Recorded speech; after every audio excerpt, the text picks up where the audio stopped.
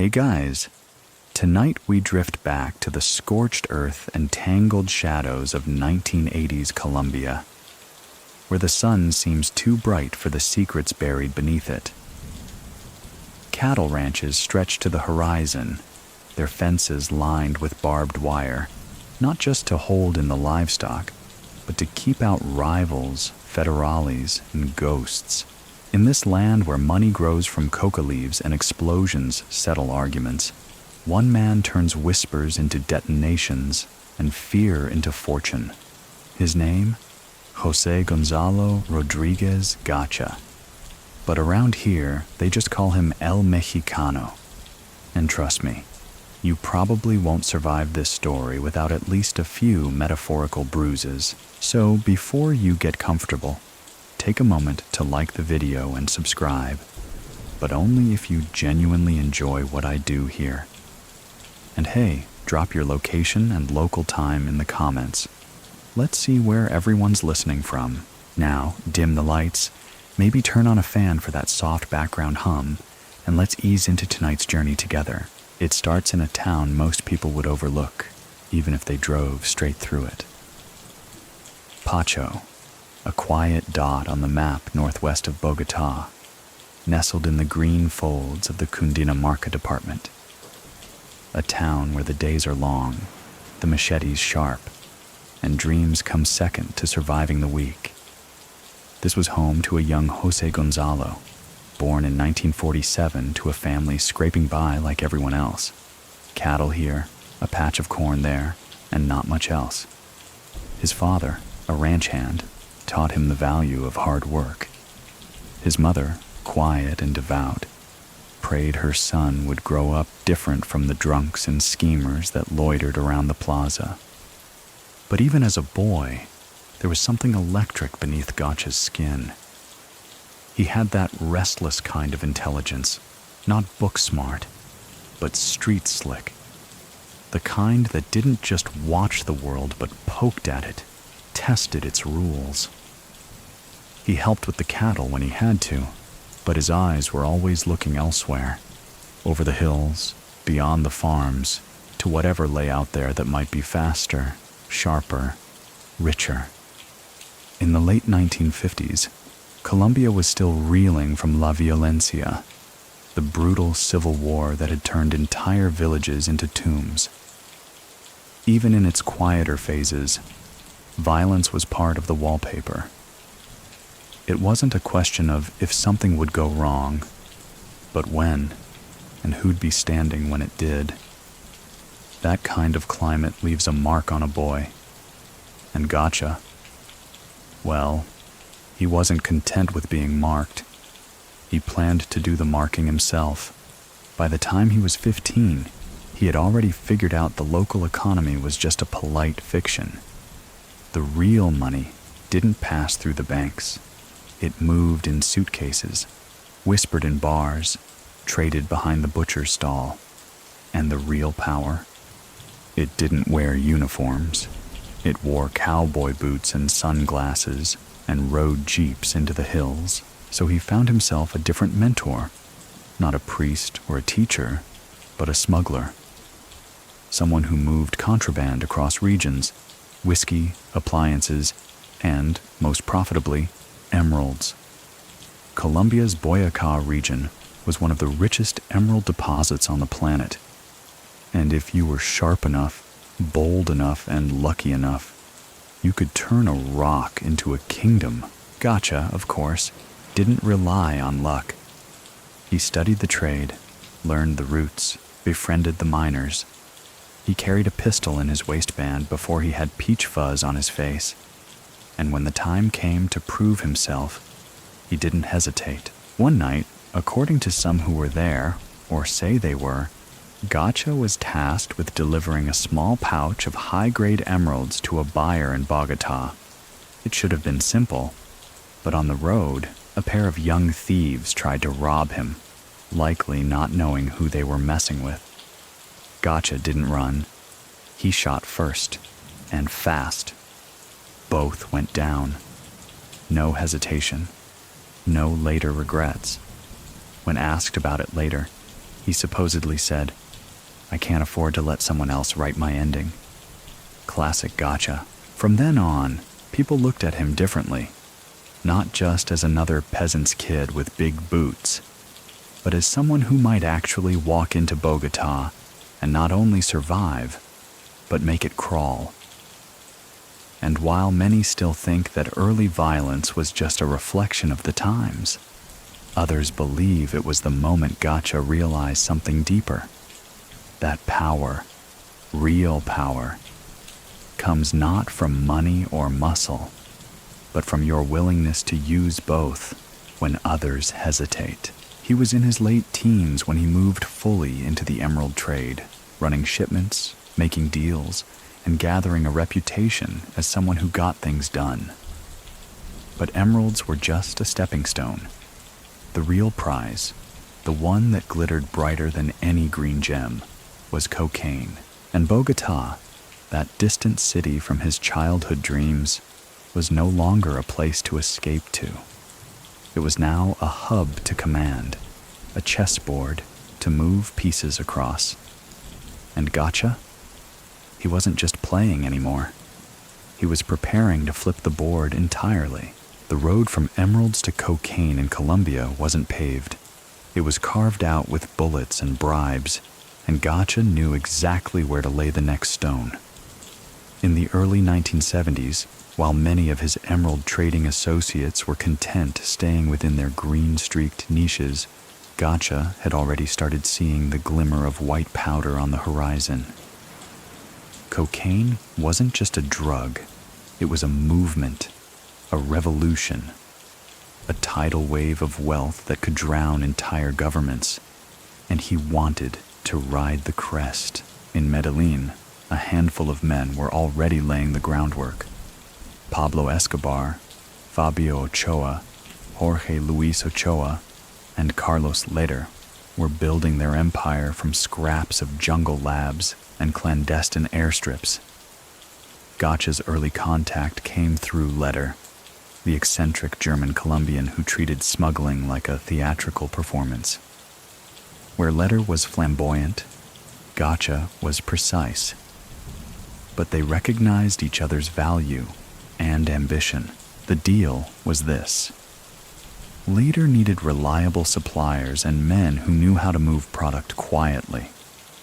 Gacha had built those routes already with emeralds, across dirt roads, mule trails, and corrupt customs offices.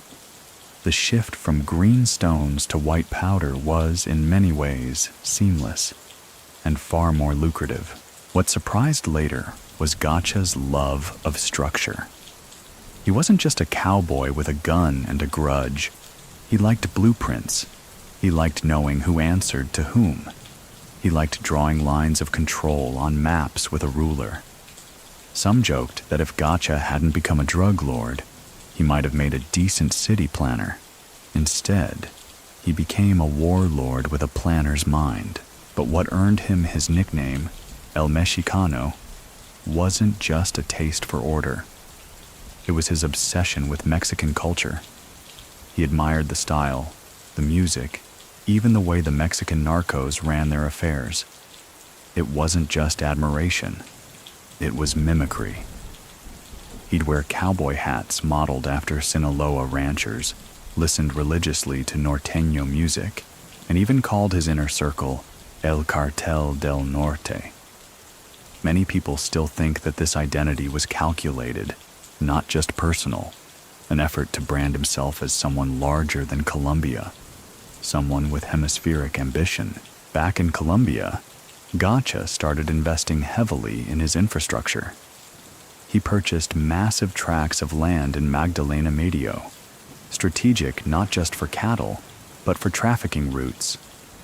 On one ranch, he built what was essentially a fortress, guard towers, underground rooms, even a private airstrip.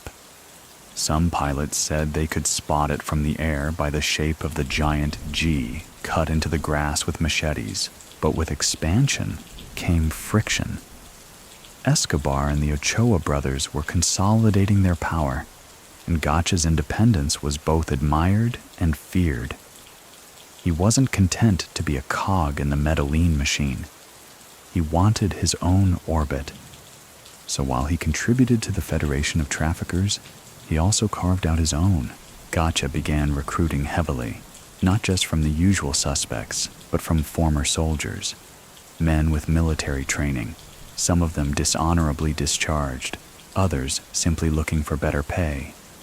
He paid them well, gave them uniforms, structure, rank. His lieutenants started calling his operation not just a cartel, but a private army, and with that army came a new reputation: explosivos. Gacha was one of the first to embrace the use of bombs not just as weapons, but as messages. He didn't want a shootout in a bar. He wanted a crater where the bar used to be. If he had a problem with someone, it was solved from a distance, with heat and shrapnel. The press, with a mix of fear and grudging awe, began calling him El Señor de las Bombas, the Bomb Don. He didn't care for press, of course, but the title stuck, and he leaned into it. His men began rigging vehicles, stashing explosives in toys, wiring them under desks. He wasn't the first to use bombs, but he made them his signature. Where Escobar used terror to provoke politics, Gacha used it to eliminate rivals. Coldly, efficiently, his emerald contacts gave him something else: access to explosives. The mining world had long made use of dynamite and blasting gel, and Gacha knew who to call. Over the years, it's said, he developed his own small team of bomb makers. They worked in isolation, under intense secrecy, and were paid absurd amounts of money. Some say one of them was a defrocked priest who'd once built fireworks for church festivals. Others say Gacha studied detonation patterns himself, down to timing and radio frequency. Whatever the truth, the results were unmistakable. By the late 1970s, bodies were showing up in charred heaps. Entire houses were leveled. Cartel lieutenants turned into dust without warning. Gacha didn't just kill people, he erased them, as if daring history to record anything at all. And yet, somehow, he remained a ghost. For every bombing, there were whispers, but no witnesses. He paid well, threatened better, and moved constantly. The police would raid one of his ranches only to find it recently abandoned, the air still warm from helicopter blades. He developed a habit of moving in convoys of 3 or more SUVs, switching seats at checkpoints, wearing masks, even faking road accidents to swap vehicles unnoticed. One former police chief once said, "Chasing Gacha was like chasing smoke. By the time you grabbed a piece, it was already gone." A flattering quote, if Gacha had cared for such things, which he didn't. But there was one indulgence he allowed himself: building his own version of a narco paradise. In his hometown of Pacho, Gacha funded the construction of a lavish estate. Massive fountains, imported marble, even a miniature bullfighting ring. He claimed it was for the people, to boost the town's economy. But locals knew it was about power, about presence. Every time someone walked past that estate, they were reminded who now owned Pacho. And yet, Gacha was no cartoon villain. He had his own rules. He didn't allow rape, didn't tolerate theft within his ranks. One of his former bodyguards recalled being beaten nearly to death after pocketing a gold watch from a dead rival. "The Don doesn't steal," Gacha had said, before ordering the man's finger broken in 3 places. By the end of the 1970s, José Gonzalo Rodríguez Gacha was no longer a name passed in whispers. He was a force, a planner with a trigger, a cowboy with satellite maps. And while many believe his rise was meteoric, others argue it was calculated, years in the making. So, what do you think? Did he ride the wave or build it from scratch? Because by now, Gacha wasn't just part of Colombia's drug war, he was engineering it. There's something about standing just outside a storm that tempts a man to walk into it. And José Gonzalo Rodríguez Gacha never stayed on the sidelines for long. As the 1980s dawned, the cocaine business in Colombia ballooned from whispered deals to fully armed empires. Gacha, already flush with emerald profits and exploding notoriety, stepped in with the precision of a man who had studied every move a decade in advance. And the first thing he wanted to do was redraw the map. He didn't trust Medellin completely. Too many egos. Too many alliances that shifted like fog.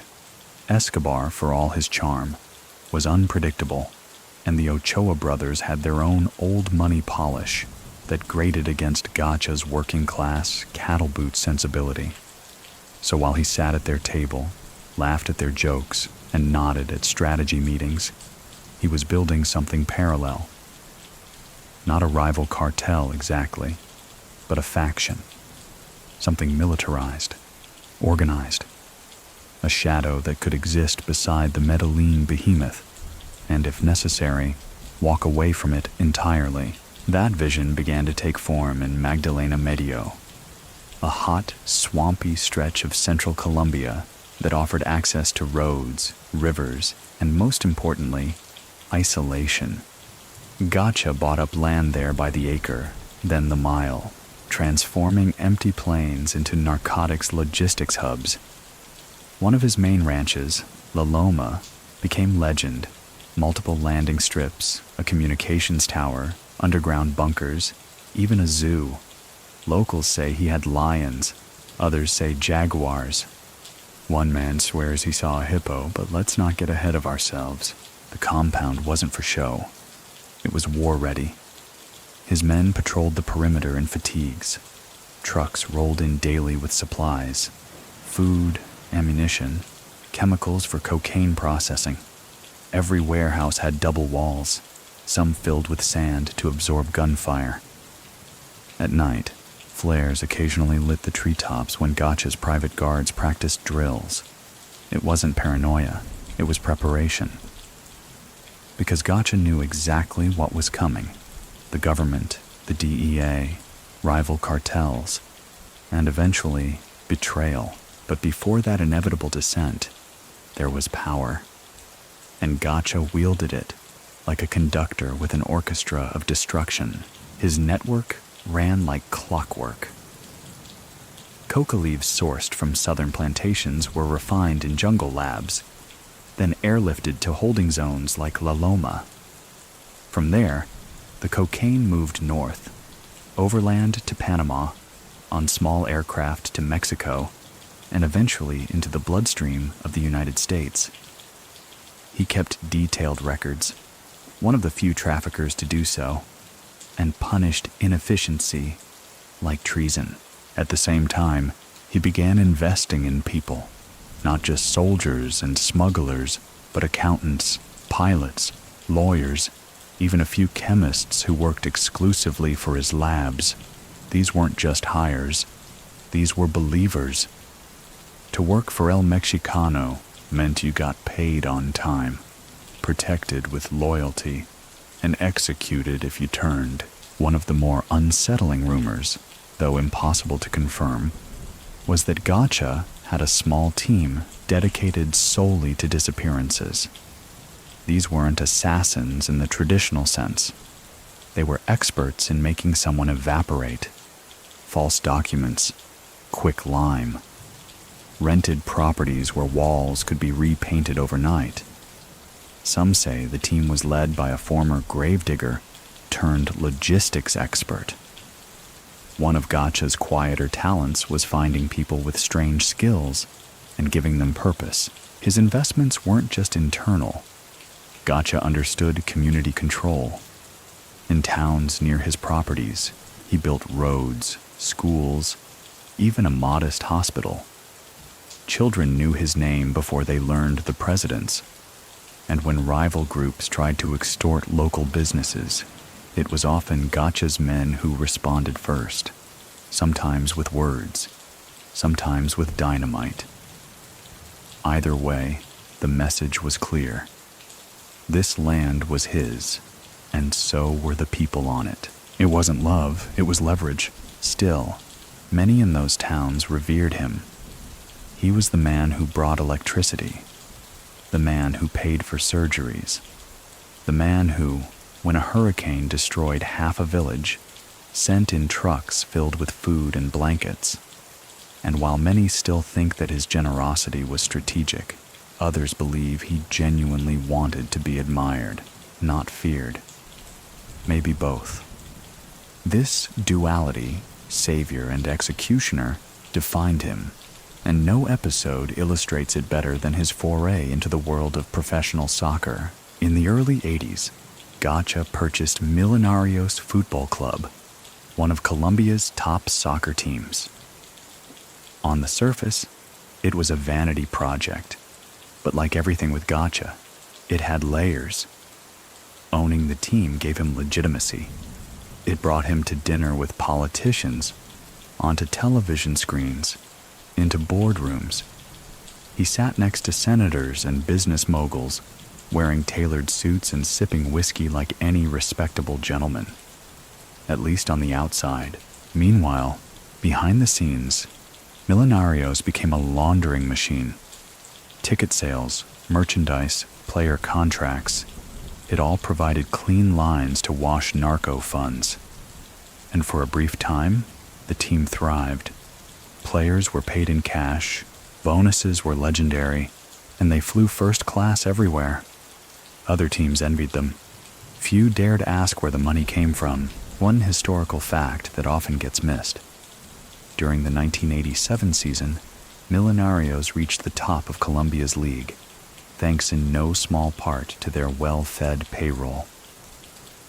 The club's success mirrored Gacha's empire, flamboyant, carefully engineered, and always one wrong step from collapse. But the success brought scrutiny. The press started poking. The government began to sniff around. And Gacha, sensing the shift in wind, started pulling back. The club continued without him, but his fingerprints were already in the archives.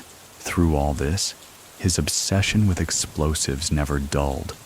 If anything, it grew more elaborate.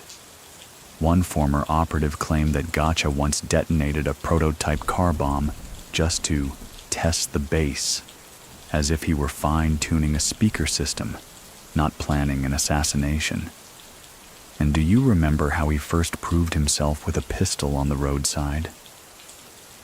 That same impulse, the need to control outcomes absolutely, never left him.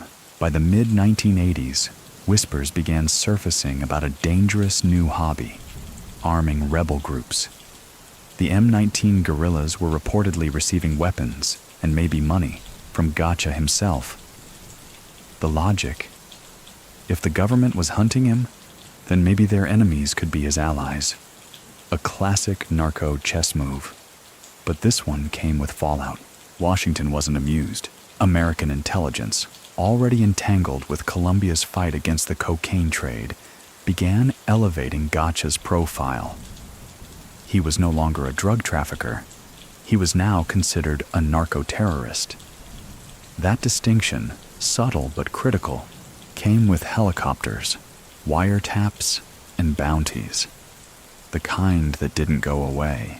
And yet, through it all, Gacha moved like a man untouched. He rode horses at dawn, oversaw shipments by dusk, and spent evenings drinking rum with ranch hands who'd take bullets for him. He believed in luck, but not without planning. His properties had escape tunnels. His trucks had false compartments. His phones were burned weekly, but many still think that Gacha's greatest weapon wasn't his bombs or his men. It was his ability to make you underestimate him. With that cowboy hat and slow drawl, he looked more rancher than revolutionary. But underneath the denim was a mind that counted enemies the way most people count coins, deliberately and with intent. So what do you think? Was Gacha just a man who learned to play the game, Or was he rewriting the rules as he went? Because by now, the Medellin cartel wasn't the story, and Mexicano was. The further Gacha expanded, the less he cared for permission. By 1984, his reach extended from the Colombian interior to the Pacific coast, even skimming the edges of Mexico through new partnerships. It was here that the nickname El Mexicano evolved from a playful homage into a legitimate reflection of his growing alliances. While Escobar focused on flashy defiance and the Ochoas leveraged old family prestige, Gacha was forming relationships with Mexican traffickers that would reshape hemispheric trafficking routes. And unlike the Medellin dons, Gacha wasn't afraid to learn from others. He studied how Mexican cartels operated, how they moved product by land, laundered through legitimate businesses, and corrupted police forces with quiet, generational bribes rather than immediate bursts of violence. He didn't just admire it, he adopted it. Then, as always, he added explosives. One trip in particular stood out. In early 1985, Gacha reportedly traveled to Sinaloa under a false name, meeting with high-ranking figures from what would later become the Guadalajara cartel. The trip wasn't just about drugs, it was about philosophy. Gacha marveled at how the Mexican organizations avoided the kind of public chaos Medellin had become known for. If Escobar was a hurricane, these men were the tide. Quiet, persistent, irreversible. He returned to Colombia more convinced than ever that his independence was a strength. He would remain aligned with Medellin, but not tethered to it. And that independence required something stronger than just soldiers. It required infrastructure, so he built it. Warehouses popped up near river ports. Old banana exporting hubs were retrofitted with secret compartments. Cocaine moved in fruit crates, furniture shipments, even ornamental garden statues. One container seized in 1986 revealed a dozen hollowed-out religious statues, each stuffed with bricks of cocaine wrapped in pages torn from Spanish Bibles. Whether that was practicality or dark humor, no one could say. But it wasn't just the cleverness that stood out. It was the scope. Gacha was trafficking at levels that rivaled the combined efforts of multiple smaller cartels. His network now involved over 1,500 people, directly and many more indirectly. Pilots, mechanics, chemists, handlers, drivers, accountants. And they were all loyal, for the most part. He made sure of it. At least once a year, Gacha would hold a private loyalty audit. Former insiders claim he would summon select members of his organization to a compound where they'd be asked a series of questions, mostly about money, rumors, and behavior. Some never returned from those gatherings. Their names were quietly removed from payrolls. Their families were compensated or warned, depending on circumstances. And yet, paradoxically, he remained a folk hero to many. In towns like Puerto Boyacá and Pacho, he continued building. Schools, churches, even a few stadiums. He employed local men to lay bricks, women to cook for his crews. He donated to churches, even sponsored youth festivals. Priests would thank him from the pulpit, albeit in vague, carefully chosen words. One mainstream historical fact. In 1985, Colombia's homicide rate began a sharp and unprecedented rise, tied directly to cartel violence, including bombings, assassinations, and turf wars. Yet in territories firmly controlled by Gacha, murder rates were paradoxically lower.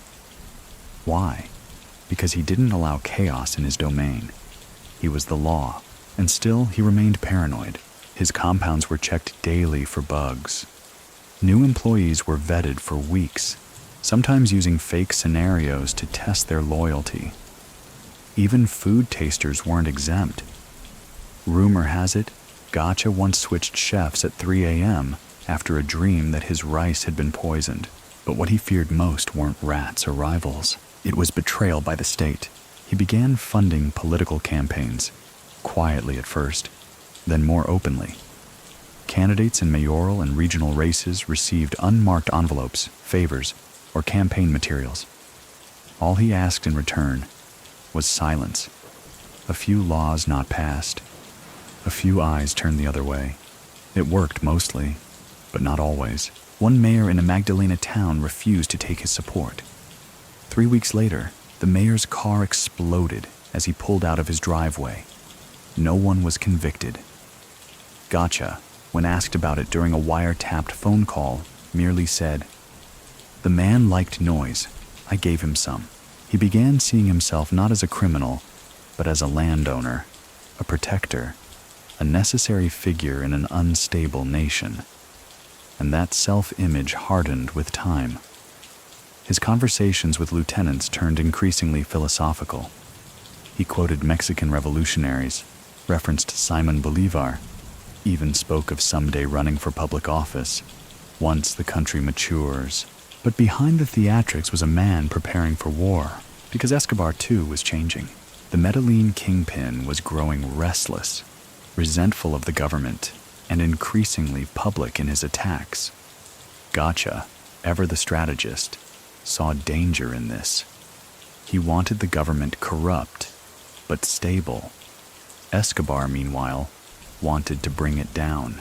Their philosophies clashed in whispers. One cartel meeting reportedly ended in shouting when Escobar proposed a series of attacks on Colombian judges. Gacha allegedly responded, "You don't burn the courthouse, you buy it." The Medellin unity was beginning to fracture, and Gacha, while outwardly cooperative, began reinforcing his own lines of defense. He poured more money into his private army. Former military officers trained his men in ambush techniques, night ops, and chemical warfare. Helicopters were purchased through shell companies. Radar jammers were installed at his airstrips. And then came a more personal front in the war. His family. Gacha had a son, Freddy. Not as sharp, not as ruthless, but deeply loyal. Gacha groomed him quietly, keeping him away from the worst of the business, but giving him increasing access to the logistics. Freddy helped oversee transportation routes, managed the construction of a new estate, and even took meetings with mid-level contacts. It was understood, if anything happened to El Mexicano, Freddy would step in. And in the rare hours of quiet, Gacha showed affection. He taught his son to ride horses, to cook, even to shoot, though he warned him never to enjoy it. "Bullets are receipts," he said once. "They always come back to you." Many people still think that Gacha, had he lived longer, would have eventually pulled Freddy out completely, moved the money into real estate, fled to Mexico, maybe even retired quietly in Panama. But history rarely offers smooth exits to men like him. By 1986, Gacha's presence was being noted in Washington briefings. DEA memos mentioned him more frequently. U.S. intelligence, once focused almost entirely on Escobar, began adjusting its lens. There was another storm forming. One quieter, but no less deadly. And they didn't like how well he moved in silence. What do you think? Was he misunderstood genius or just another kingpin with delusions of grandeur? Because somewhere in the hills of Magdalena, a man was sketching blueprints for a narco state, and his name was etched in gunpowder. The man who once crossed rivers barefoot with emeralds in his satchel was now flying over jungles in Bell helicopters, flanked by machine gun nests and satellite radios. Gacha's transformation from rural smuggler to paramilitary narco general was nearly complete. But with evolution came escalation, and that meant opening a new chapter in his playbook. Warfare. Not metaphorical, not corporate, but literal.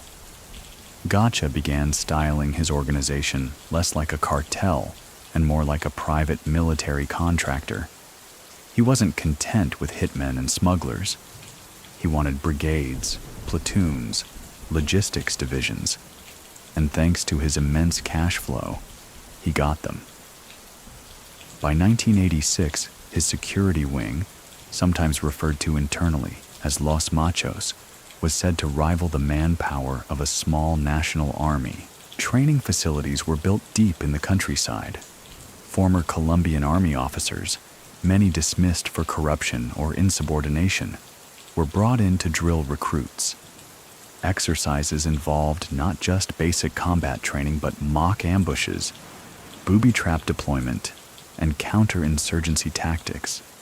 Some even practiced parachuting, though it's unclear whether any actual aerial insertions ever took place. Gacha, always theatrical, liked to be prepared for everything. His vehicles were armored. His bodyguards carried Israeli-made Galil rifles, and all new recruits had to swear loyalty not just to the operation, but to El Mexicano himself. This wasn't a business anymore. It was a state within a state. But what triggered this militarization wasn't just ambition, it was threat. See, while Gacha had been investing in discipline and infrastructure, his web of enemies was thickening. Escobar's aggression toward the Colombian state was drawing increasing heat on all cartel activities, even the ones Gacha preferred to keep quiet. U.S. cooperation with Colombian authorities was ramping up. Surveillance flights, wiretaps, a new generation of prosecutors who didn't flinch as easily as the last. And within Colombia, smaller factions, especially remnants of guerrilla groups like M19, were shifting alliances. Some began attacking drug operations for ideological reasons. Others simply wanted their piece of the pie. Gacha found himself being extorted in regions he thought he controlled. That wasn't something he tolerated. One day, a young commander from a leftist rebel cell tried to impose a tax on one of Gacha's labs. Gacha responded by sending Los Machos into the nearby village with a list of names and a box of C4. The lab was never taxed again, but not all enemies came from the jungle. Some of the most pressing threats now wore suits and sat in Bogota. The new president, Virgilio Barco, had started speaking publicly about extradition, the one word that turned cartel dons into insomniacs. Gacha, like Escobar and the Ochoas, was now facing the terrifying prospect of being plucked from his estate and dropped into a Miami courtroom. And he wasn't built for prison, he told a close lieutenant once. "I'll die in my boots before I die in their chains." The man thought it was a metaphor. It wasn't. So Gacha did what he always did when cornered. He went louder, faster, and further than anyone expected. In Bogota, bombs began to echo again. Not always claimed, not always tied to him directly, but carrying his style. Explosive, precise, unapologetic. It was around this time that an entire floor of a government ministry vanished in a midnight blast. No one claimed it, but those who knew Gacha said it had his fingerprints, the kind you only see after everything else is in flames. He also started targeting journalists. One prominent reporter, famous for exposing links between politicians and cartels, survived 2 assassination attempts before finally fleeing the country. Gacha, when told she had made it to Spain, allegedly laughed and said, "Let her write books. I'll write the end." But even as he ramped up aggression, Gacha's personal life stayed oddly quiet. He rarely partied. He didn't indulge in flashy luxuries like Escobar. No exotic zoos or marble bathtubs. What he did keep, however, were ranches, dozens of them, spread across Colombia like hidden chapters in his autobiography. Each one served a different purpose. Some were drug processing labs disguised as cattle farms. Others stored weapons, fuel, forged documents. A few were just safe houses, each one staffed with loyal caretakers who knew better than to ask questions. And scattered throughout them were stockpiles of cash, tens of millions of dollars buried in barrels, wrapped in tarps, sealed against the elements. One of his accountants later testified that Gacha had so much cash on hand, he would sometimes use bricks of it to balance furniture. Another claimed he once saw a child's playhouse on one estate, built entirely out of $100 bills glued to plywood. Was it true? Hard to say. But that's the thing with Gacha. His legend grew so fast, even the real stories felt made up. By 1987, DEA officials placed him among the top 5 cocaine traffickers in the world, not for his fame, like Escobar, but for volume, sheer output. It's estimated that at his peak, Gacha was responsible for moving over 2,000 kilos of cocaine per week into the U.S. alone, a figure that still boggles the minds of modern agents. He didn't just feed the market. He flooded it. But he also made mistakes. One of them was underestimating a man named Carlos Castaño. The Castaño family, once closely tied to Gacha, had become disillusioned. The father, a respected rancher and paramilitary leader, had been killed, allegedly by M19 rebels. Many suspected Gacha had supplied those rebels, either directly or by accident. Either way, Carlos and his brothers took it personally. A quiet, dangerous grudge began to form, and Gacha, for all his planning, didn't see it coming. He was too focused on external threats. The Americans, the government, the competition from Cali. He didn't think the next great danger would come from within his own circle. Still, even in the face of rising tension, Gacha kept moving. He invested in a new lab complex in the south. He expanded his air routes through Central America. He paid off 6 customs officers in Costa Rica. Always forward, always building. And through it all, Freddy, his son, remained at his side. Freddy wasn't a killer. He didn't have his father's instincts, but he was organized, thoughtful. Gacha gave him more and more to handle. Logistics, contracts, shipments. And privately, he told his closest advisors, "If I go down, Freddy gets the keys." It was a plan, but plans rarely outlive the men who make them, and in the hills of Tolu, the storm clouds were already starting to gather. So, what do you think? Was Gacha blinded by power, or simply outflanked? Because the man who once orchestrated silence with detonators was about to hear the roar of fate.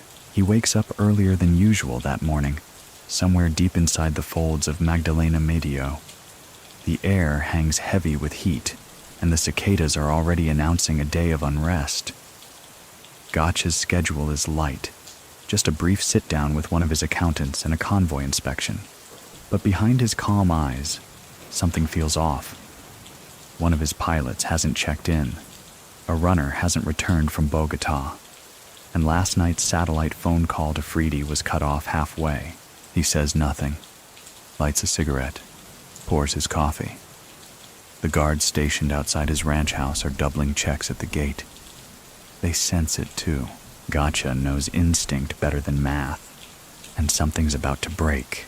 For now, though, he shifts focus.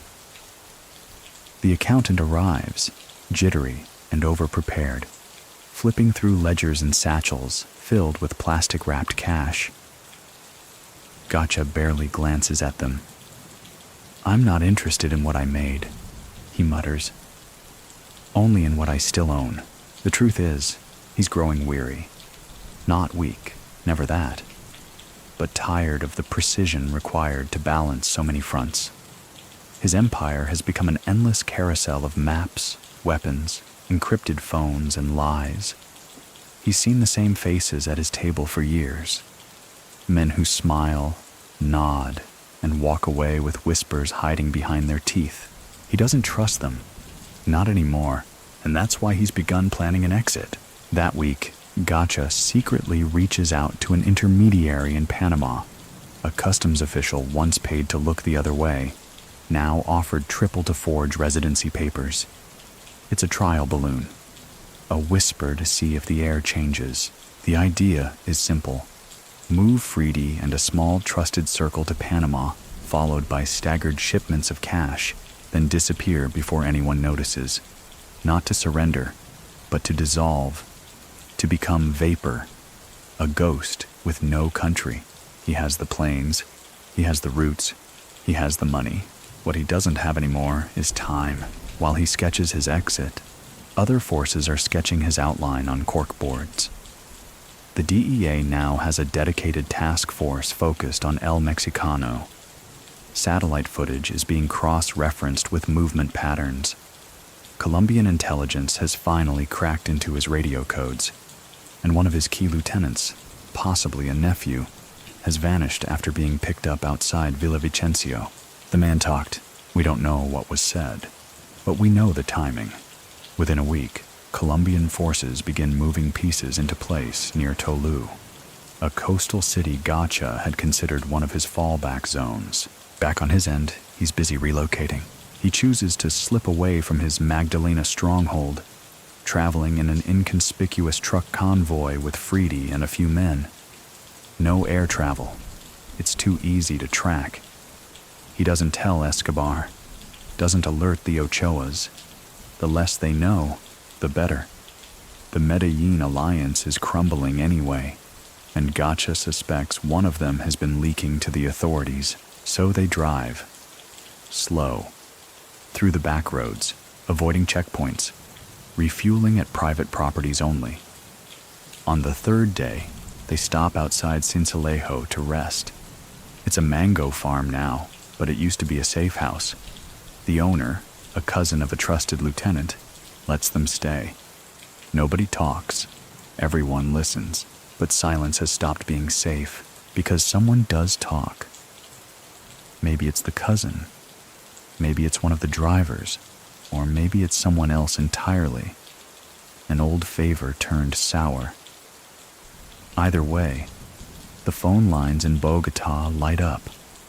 Coordinates are transmitted. A plan is formed, and here's where the story shifts gears. On December 15th, 1989, Colombian military forces and special police units begin to converge on the Tolu region. They are armed, briefed, and backed by U.S. intel. A Black Hawk helicopter circles at high altitude, while ground units close in from 3 directions. They don't want a trial, they want an ending. Meanwhile, Gacha and Freedy wake early again. They're preparing to move further up the coast, closer to the Panamanian border. Another safe house awaits, but the convoy feels heavy. A bird overhead circles too tightly. A dog in the village barks without pause. Freedy notices a strange silence between local guards, like something has shifted. And then, as they pass through a narrow turn near the town of La Isla, everything changes. First, the sound. A low mechanical hum building into a chopping thunder. Helicopter blades. Then, the shouts. Military commands in crisp Spanish. Arriba las manos, no se muevan. And then gunfire. It erupts like a fever dream, crackling across the treetops, bouncing off the dirt. Gacha's convoy is pinned before it can react. Freedy tries to open the side door, but is yanked back by one of the guards. One truck manages to reverse, colliding with a banana cart and scattering debris into the street. Gacha, from the lead vehicle, steps out, not to surrender, but to see. He watches the tree line, rifle in hand, hat still on his head. According to a surviving bodyguard, his last words were muttered under his breath. So this is how it is. The next minutes are chaos. Gunfire turns to artillery. A grenade launcher disables one of the jeeps. Freddy is hit, non-fatally, but goes down. Gacha returns fire once, maybe twice. Some claim he was shot by a sniper. Others say it was a stray bullet. Either way, when the smoke clears, El Mexicano lies dead in the dust. He is 42 years old, The operation is swift, brutal, and final. The Colombian government wastes no time. His body is transported for confirmation, photos taken, proof for the Americans, proof for the newspapers, proof that the bomb Don is gone. But many people still think that's not the whole story. Some say the man killed that day wasn't Gacha, that it was a double, that the real José Gonzalo escaped by boat that same afternoon, disguised as a fisherman, and lived quietly in Guatemala for years. There are even alleged sightings, always in shadows, always from a distance. So what do you think? Did the bombs finally catch up with their maker? Or did the master of detonations slip away one last time? Because death, like everything else in Gacha's world, came with options. News of Gacha's death spreads like wildfire, igniting headlines across Colombia and the United States. El Mexicano killed in military ambush. The bomb Don is dead. Gacha down. Colombia's strike against narco terror. For a country bruised by fear and fatigue, the fall of José Gonzalo Rodríguez Gacha feels like a long-awaited exhale. Politicians beam on television. The president releases a statement applauding the bravery of the armed forces. The DEA pats itself on the back in quiet corridors of Langley and Quantico. But down in Pacho, his hometown, the mood is complicated. There's no street party, no jubilation, just a quiet ripple. Some relief, some disbelief, and a dense silence among those who once cooked for him, built his houses, swept the marble floors of his estate. Because for all his violence, for all the terror he engineered from hilltop bunkers and hidden cellars, Gacha had also been the man who built their town's first hospital wing, the man who paid off family debts, the man whose son many had watched grow from a shy boy into a quiet young man with his father's thick eyebrows and reserved scowl. Now both father and son are gone. Freedy, too, killed in the ambush. His body reportedly found just a few feet away, curled as if trying to reach the older man. The funerals are strange affairs. Gacha's body, after government processing, is returned to Pacho under tight watch. Soldiers line the road. Mourners come, but not in great numbers. Most are too afraid. A few wear black hats in tribute, his trademark. Others hang back behind fences and windows, peeking from behind curtains. The church service is brief, tense. The priest, who once received anonymous donations to repair the altar, delivers a half-hearted homily about judgment and redemption. Outside, someone scrawls El Patron Vive on a wall before it's quickly painted over. The family estate, La Hacienda El Mexicano, falls silent. But what Gacha leaves behind is far from quiet. Within weeks, Colombian authorities begin seizing his properties, over 40 of them across multiple departments. Ranches, safe houses, warehouses, farms. One estate alone contains over $15 million in cash buried beneath the horse stables. In another, police find hundreds of rifles, RPGs, and landmines packed into crates marked as tractor parts. One mainstream historical fact. Gacha's weapon seizures in 1990 accounted for nearly 30% of all arms recovered from cartel operations that year. It becomes clear that Gacha was not just a trafficker. He had been preparing for something larger. Investigators also find ledgers, names, routes, codes, payments. Some implicate politicians. Others point to alliances long denied by those in power. One document, written in careful cursive on fine parchment, lists a dozen Panamanian officials on his payroll. Another contains the coordinates of several still undiscovered safe houses, some with estimated cash values written next to them in pencil. It's not just evidence, it's leverage, posthumously delivered, and it causes panic. Several mid-level politicians in Bogotá suddenly announce early retirements. A few quietly disappear.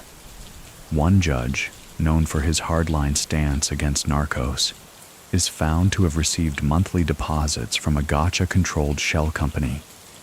He resigns the next day. But what happens to Gacha's organization? That's where the story takes a different turn. Without its leader, Los Machos fragments. Some men scatter. Others attempt to join the Cali cartel, offering their services in exchange for protection. A few try to go straight, driving taxis, opening small businesses, pretending their pasts never happened. But the stain is too deep. Within months, over a dozen former Gacha lieutenants are dead, some from police shootouts, others from calculated hits. The Medellin cartel, ever opportunistic, absorbs parts of the network. But even Escobar is cautious. Gacha's shadow is long, and no one wants to inherit his enemies. Meanwhile, a curious movement starts growing in northern Colombia. Locals begin to sing corridos, ballads in the Mexican style about El Mexicano. Songs romanticizing his rise, mourning his fall, hinting at his survival. These melodies drift from roadside cantinas to small radio stations and eventually to cassette tapes traded in street markets. One lyric, whispered by street vendors, says, "He rides the coast at night, cigar still lit, boots still clean. The myth is taking root, and in a country where truth often bends to the power of story, that myth becomes armor." Gacha, in death, begins to transform into something more potent than a man, an idea. What's less romantic, however, is the fear he leaves behind. In the months following his death, dozens of his properties are searched again, not for drugs or money, but for booby traps. Mines are found near perimeter fences. One house explodes while investigators attempt to force open a locked basement door. Another reveals a hidden chamber filled with explosives rigged to detonate if the wrong tile is stepped on. It seems that Gacha had planned even for his own downfall. Some of the bombs are never disarmed. They're left sealed, entire properties fenced off with warning signs. Zona de alto riesgo, no ingresar. In the legal world, his death becomes a footnote in countless cases. Evidence bags tagged GRG flood the judicial system. Prosecutors build careers off his demise. Books are written, theories proposed. One theory stands out, that Gacha had intended to use his private army to secede a part of Colombia, create a narco-protected zone, and negotiate peace from a position of sovereignty. It sounds absurd, but then again, so did the idea of a cattle rancher becoming a king. Many people still think that if he had lived 6 months longer, he might have pulled it off. So what do you think? Was Gacha a paranoid madman, or a visionary undone by bad timing? Because empires made of dynamite rarely get a peaceful inheritance. It doesn't take long for the myth-making to kick into high gear. Barely a year after Gacha's death, his story starts to fracture into two distinct paths. One rooted in fact, another drifting into folklore. In towns like Pacho, young men swap tales over poker tables. Some claim they once carried messages for him. Others say their uncle drove his armored trucks through the jungle. But the most persistent story, the one that travels farthest, is that Gacha didn't die at all. Instead, he faked it. The body was a stand-in, a cousin or a trusted lieutenant with the same build. The government, desperate for a win, accepted it without questions. And Gacha? He slipped away, face altered by plastic surgery, living now on a ranch in Venezuela or Guatemala, raising horses and drinking rum in quiet obscurity. Of course, none of this is proven, but belief in Colombia has never required proof. Only rhythm, repetition, and just enough silence to leave room for possibility. And those possibilities keep growing. Take the vault rumors, for instance. In early 1991, a former Gacha associate, turned police informant, tells authorities about a buried vault somewhere in the hills outside Puerto Boyacá. Allegedly constructed with reinforced steel, it held not just cash but emeralds, gold bars, and weapons. The location? Marked only by a dead tree and a triangle of rocks. Authorities dig. They find nothing. A month later, the same informant vanishes. No body, no ransom, just a void. Then there's the briefcase incident in Panama. A customs official reportedly intercepts a suitcase coming from Barranquilla, filled with cash, false documents, and a single passport photo of José Gonzalo Rodríguez Gacha, aged 15 years. No fingerprints, no confirmation. But it's enough to rattle some nerves. Investigators reopen files. DEA agents who worked on the Gacha case begin reviewing reports.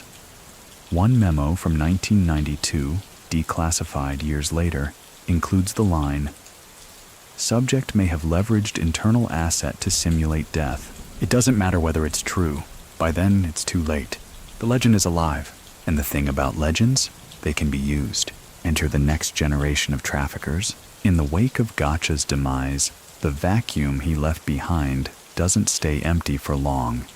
The Cali cartel, always the quiet and calculating foil to Medellin's flash, begins absorbing parts of his network. Airstrips are repurposed, safe houses relabeled. But the men who had worked under Gacha are different. They're more militarized, more disciplined, less inclined to chaos, more committed to order. This influence bleeds into the next wave of Colombian narcos, many of whom mimic Gacha's operational style. Uniforms, rank structures, internal codes of loyalty. Some even adopt his preference for explosive intimidation.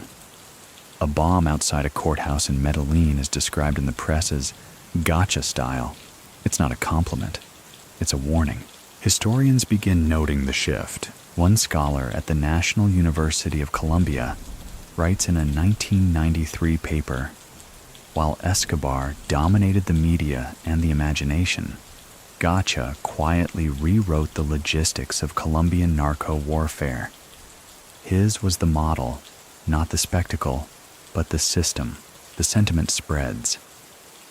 Narco analysts now refer to the Gacha doctrine, a blend of paramilitary control, local investment, and infrastructural obsession.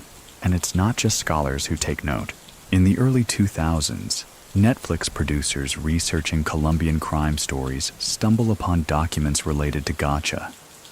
They're shocked by how detailed and organized his empire had been, and how little the public remembers. Escobar is a brand. Gacha, by contrast, is an operator, quiet, calculating, and terrifyingly efficient. This leads to a new wave of interest. Documentaries, podcasts, books, even narco ballads find fresh audiences. But for Gacha's remaining family, those who survived, the renewed spotlight is a curse. His siblings disappear into private life. A cousin is reportedly murdered in Mexico under circumstances that suggest cartel revenge, though no one claims it. A nephew is arrested in 1996 in Florida, trying to buy firearms with fake credentials.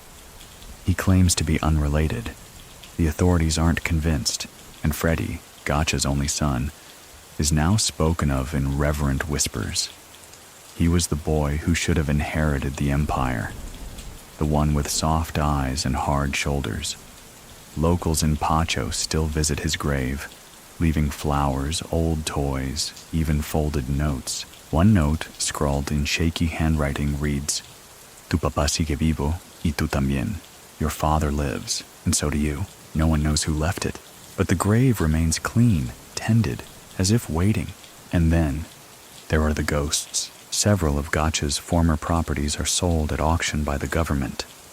But new owners don't stay long. One estate near Tolima changes hands 5 times in 2 years. Each buyer reports strange noises at night, doors slamming, windows breaking, dogs refusing to enter certain rooms. One man claims to have heard the unmistakable echo of a man laughing, followed by the scent of gunpowder. Another swears he saw a figure in a white guayabera shirt walking the property line at midnight, hat tilted low, smoke curling from his mouth. No tracks, no footprints, just silence. In Colombia, where the dead never stay quite dead, no one laughs at these stories. Instead, they lower their voice and say, "Fue el Mexicano." It was Gacha. So what do you think? Is he still out there, sipping rum in a hammock, watching the sunset with a half smile? Or is he truly buried, somewhere beneath the mango trees, a detonator in one hand and a rosary in the other? Because some shadows don't fade, they settle. And José Gonzalo Rodríguez Gacha was never built to disappear quietly. It's a strange thing, legacy. It doesn't always obey the facts. For many Colombians, Gacha's name evokes both dread and nostalgia. Dread for the blood he spilled, the towns he bombed, the fear that hung over entire regions like thick jungle mist. Nostalgia for the order he brought to chaos, the school roofs he fixed, the free meals he paid for at the corner shop, the steady paychecks he handed out in places the government had long abandoned. In his own dark way, he was more reliable than the state. That contradiction is something Colombia has never quite reconciled. To some, El Mexicano was a monster. To others, he was a necessary evil. And to those who lived under his shadow but out of his reach, he was just another ghost in the blur of narco years. But there was one place where his memory lived sharper than anywhere else: the town of Puerto Boyacá. In the years after Gacha's death, Puerto Boyacá began to transform. No longer the dusty trafficking corridor of the 1980s, it grew into a regional hub of commerce. New roads, more police, cleaner storefronts. But behind the paint and the parades, something lingered. Every so often, a man in his 60s would sit on a bench in the plaza and tell younger men about the days when Don Gacha used to ride through on horseback, tossing bills into the air, cigarette in one hand, pistol in the other. Was it true? Maybe not. But the details weren't the point. The feeling was, and that feeling, the idea that someone had once brought control to a lawless land, however violently, is what kept his story alive. One mainstream historical fact. In 2005, a Colombian Truth Commission studying the roots of paramilitary groups in the 1980s concluded that Gacha's private army, Los Machos, had served as a structural blueprint for later right-wing militias that would go on to commit mass atrocities in the 1990s and early 2000s. His model of combining local loyalty with military discipline became a cornerstone of modern narco-paramilitary collaboration. They didn't call it admiration. They called it precedent. But there were others, more hidden, who tried to untangle that legacy through quieter means. Accountants, journalists, historians, even a few of his distant relatives who wanted nothing to do with the money, but everything to do with the truth. One of them, a Bogota-based researcher named Camila, spent nearly a decade tracing the businesses Gacha had used to launder money. Ice companies, logistics firms, even a line of imported clothing from Panama. She built a web of shell corporations that seemed to connect half the country's ports and airstrips.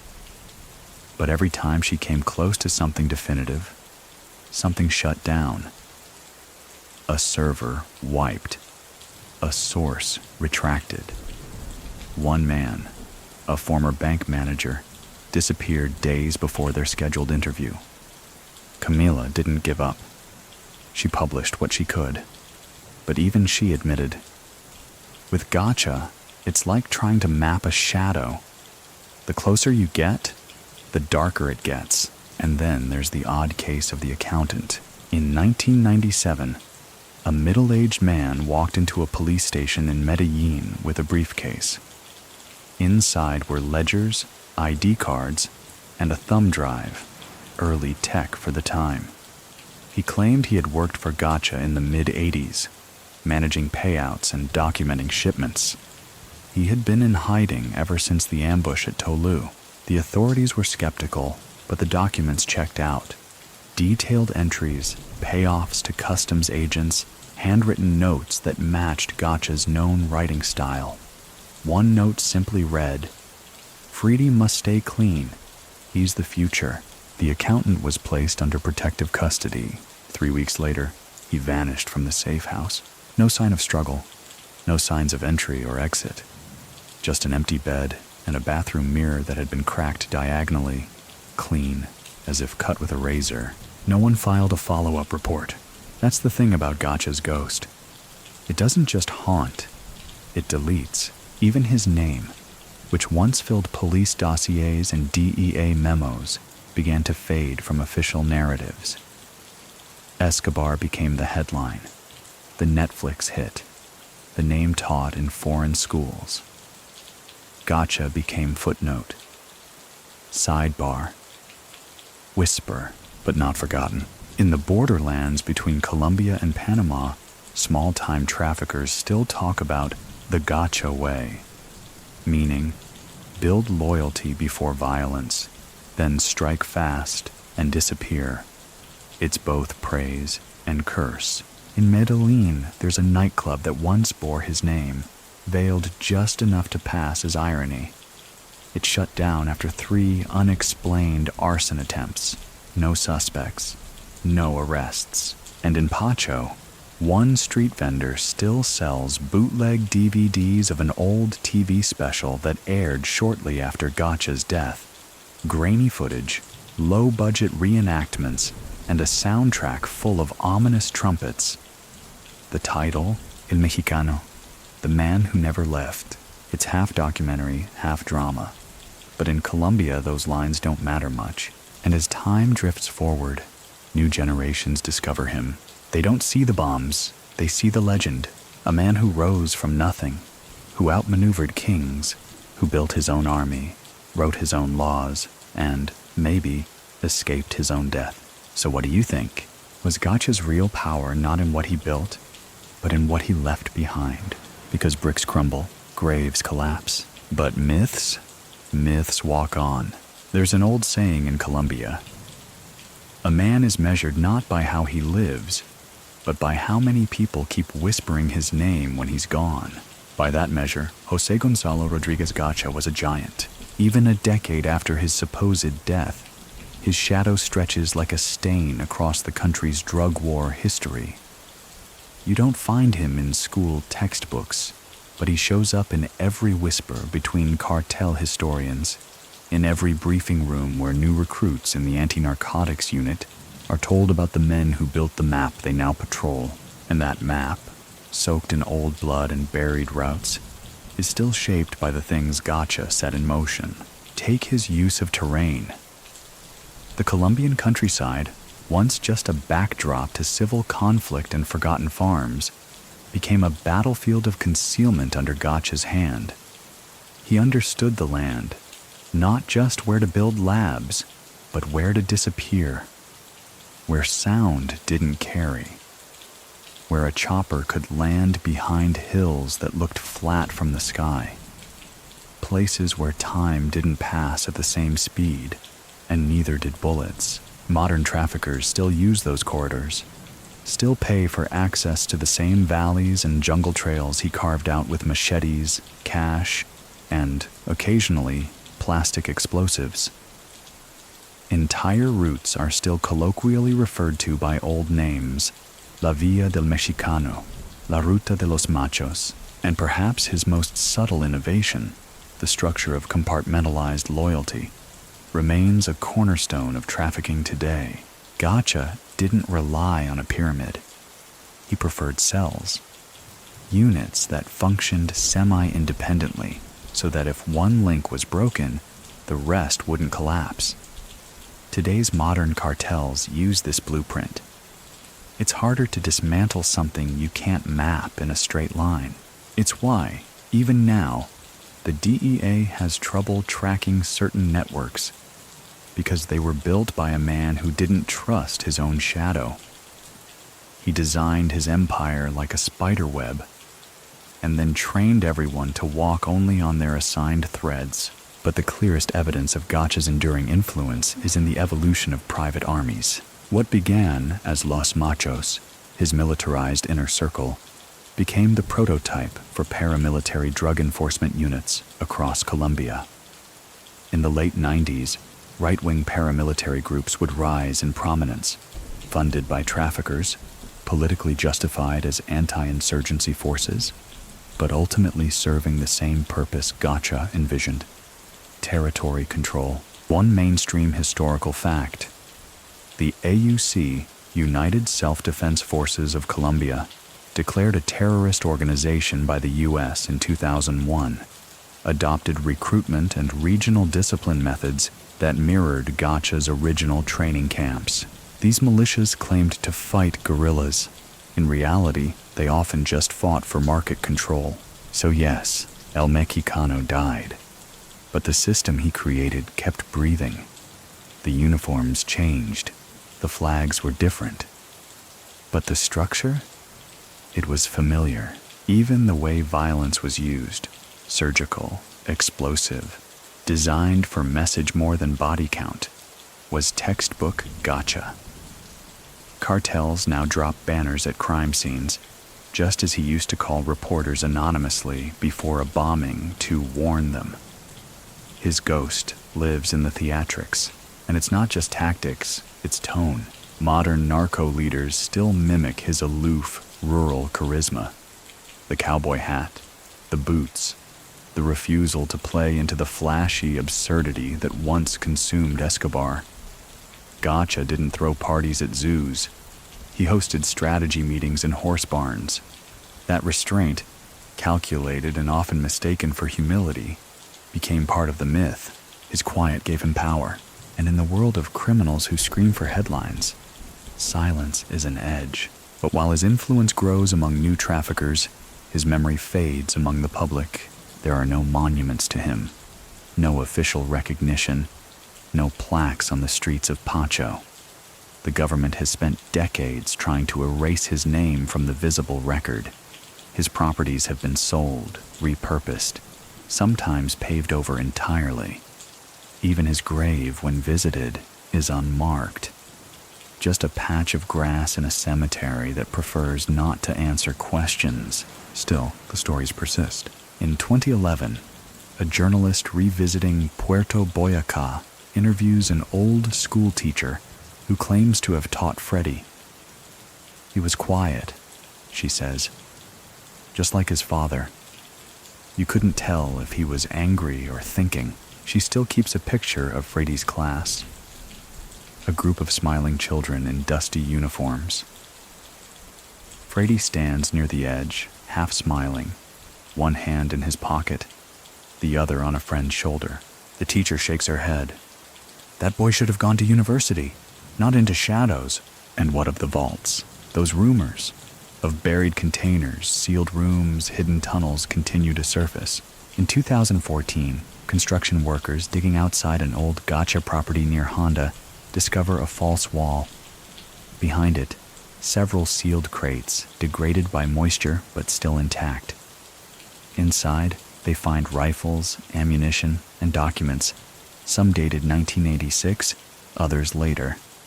One document, nearly illegible, appears to list coordinates. It's immediately seized by the police. No follow-up report is ever released. One officer, speaking anonymously, says, "That wasn't the last cache, just the first someone stumbled on." It raises a chilling question. If Gacha prepared that well for the end, how many other pieces of him are still buried, ticking in quiet places? And so, many people still think that the full shape of his empire has never truly been uncovered, that for every estate the government seized, there was another the papers never mentioned, that for every safe house found, 2 more remain cloaked in jungle. So what do you think? Was his plan always to vanish into the roots of the land, like a bomb whose fuse never caught? Because it seems clear now, he didn't just build an empire, he built a myth, one made of silence, smoke, and circuits. And somewhere out there, Pieces of him are still waiting to be found. For years after his death, Colombia's war on drugs stumbled forward with the same fatigue as a boxer in the 10th round, bloody, breathless, and swinging out of instinct more than strategy. Pablo Escobar's reign imploded, the Cali cartel rose and fell, and new names filled the headlines. But in the quiet corridors of military command centers and border checkpoints, Gacha's legacy still cast its long, dangerous silhouette. It wasn't his name that worried them, it was his method.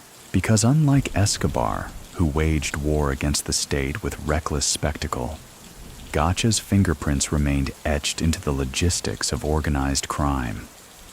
His model proved that you didn't need to be the loudest to be the most effective. You only needed to outplan your enemies and bury your tracks deep. And so, long after his funeral was forgotten by the press, Gacha remained a case study in criminal evolution. Law enforcement academies began to study him again in the late 1990s, not as a myth, as a model. His cell-based operations were dissected. His paramilitary network, Los Machos, became the focus of internal military workshops on asymmetric warfare. Gacha, ironically, became a silent teacher to the very forces meant to erase his kind from history. The intelligence community began re-reviewing old tapes, photos, and notes, not just to understand what he did, but how he avoided detection for so long. One analyst reportedly said, "Escobar taught us to track noise. Gacha taught us to fear the quiet." The most curious file to resurface in those years came from a 1987 operation that had failed to capture him. Hidden in the notes was a hand-sketched map of one of his ranches, drawn by a pilot who defected. It contained strange markings, pressure points, fuel storage sites, and 3 rectangles labeled Backdoor A, B, and C. These were later believed to be underground routes, emergency tunnels that led into forested escape zones. None of them were ever found, and it leads to a chilling detail. Gacha didn't just expect betrayal. He engineered for it. This foresight was perhaps his sharpest weapon. While other traffickers focused on maximizing profits or crafting public image, Gacha was drafting worst-case scenarios with the same care as a general planning a siege. Not to avoid death, but to delay it, to choose his ending, or at the very least, deny others the satisfaction of writing it for him. One of his former cooks, who later turned state witness, told an interviewer, "He never once used the word retirement. Not even joking. He said the only pension a man like him gets is how deep he buries his secrets." By the early 2000s, stories began popping up in rural towns about the Silent Horseman, an older man riding alone near old Gacha properties, sometimes stopping to smoke a cigar, sometimes seen entering abandoned sheds that no one else dared approach. Always silent, always gone by morning. Farmers swore it was him. Others said it was guilt-made flesh. Either way, they didn't follow. But not all of Gacha's story remained in whispers. A few journalists and authors, hungry for the next narco expose, began digging seriously into his past. What they found was messier than they expected. Money trails that dead-ended into companies that no longer existed. Shipping manifests with falsified dates. Death certificates of associates that listed unknown illness, even when witnesses recalled explosions. One writer, a former Bogotá crime beat reporter named Mariela Quintero, spent 3 years working on a biography tentatively titled El Mexicano, The Man Behind the Quiet. She was granted interviews with 2 former members of Los Machos who'd been captured and sentenced in the mid-1990s. They both said the same thing. Gacha never trusted time. What they meant was simple. Gacha didn't believe in letting anything sit. Money was always moving. People were always rotating. Safe houses never used twice. Even his closest guards were replaced on a schedule. One mistake, one pattern, could lead to collapse. And yet, even with all that control, it wasn't enough. Because what no one could predict, what even Gacha, with his layers of preparation and his decades of foresight, couldn't stop, was the convergence of enemies. The U.S. had placed a bounty on his head. The Colombian government had begun cooperating more aggressively with foreign intelligence. And worst of all, someone in his inner circle had betrayed him. Some believe it was a lieutenant passed over for promotion. Others say it was a former lover, jilted and angry. But many people still think it wasn't betrayal at all. That Gacha saw the walls closing in and chose the ambush. That he arranged for a death that looked like defeat, when in fact, it was escape. That the whole bloody finale at Tolu was a sleight of hand. Is it likely? Probably not. But with Gacha, likely was never the standard. He didn't build his empire on chance. He built it on possibility. And maybe the possibility that he slipped away is the last surviving piece of him, because the gravesite remains unmarked. The vaults remain unrecovered. The documents that might tell the full story are either redacted or lost. And every now and then, someone surfaces. An old accountant, a retired guard, a rancher with a faded photograph, and adds one more whisper to the myth. Sometimes the story is new. More often, it's just an echo of what we already know. But each echo keeps him alive. So what do you think? Was the real Gacha buried under Tolu's red soil? Or did he walk away, one last time, leaving behind a body, a war, and a country too tangled to ever agree on who he truly was? Because some men leave legacies, and some leave puzzles with no final piece. In the years that followed, Colombia would undergo tectonic shifts. Peace talks with rebel groups, sweeping drug policy changes, even Nobel Prizes for efforts at reconciliation. Cities like Medellin and Bogotá transformed into hubs of tourism, innovation, and relative calm. The government rolled out reintegration programs for former paramilitaries, and murals replaced bullet holes in some of the neighborhoods once patrolled by gunmen in mismatched uniforms. But beneath the facelift, the old names still echoed, whispered in half-lit cafes, grumbled over poker games, or muttered during late-night radio shows with hosts who remembered too much. And one name, El Mexicano, refused to settle into dust. Because Gacha didn't just build an empire, he seeded an operating system. And long after the kings fell and the cartels rebranded, that system still quietly hummed in the background, like a piece of forgotten malware embedded in the nation's hard drive. One example? Logistics. Gacha's trade routes, designed in the 1980s using hand-drawn maps and cash bribes, became foundations for a new generation of traffickers who upgraded the infrastructure but kept the blueprint. Aerial drone surveillance in 2010 uncovered several new jungle airstrips that had, in fact, been repurposed Gacha sites. Some still had rusting signage in Spanish and misspelled English. One even had faded fencing with stenciled cattle tags, a camouflage trick from the days when Gacha would register cocaine shipments as livestock deliveries. And then there were the names. Throughout the 2000s, a pattern began to emerge among newer narco factions. Many of their commanders had started as teenage foot soldiers under Los Machos. Though they'd moved on, changed loyalties, even taken oaths to rival cartels, their training bore the unmistakable fingerprint of Gacha's model. Hierarchies dressed in uniformity, quick disciplinary execution, and an eerie obsession with operational redundancy.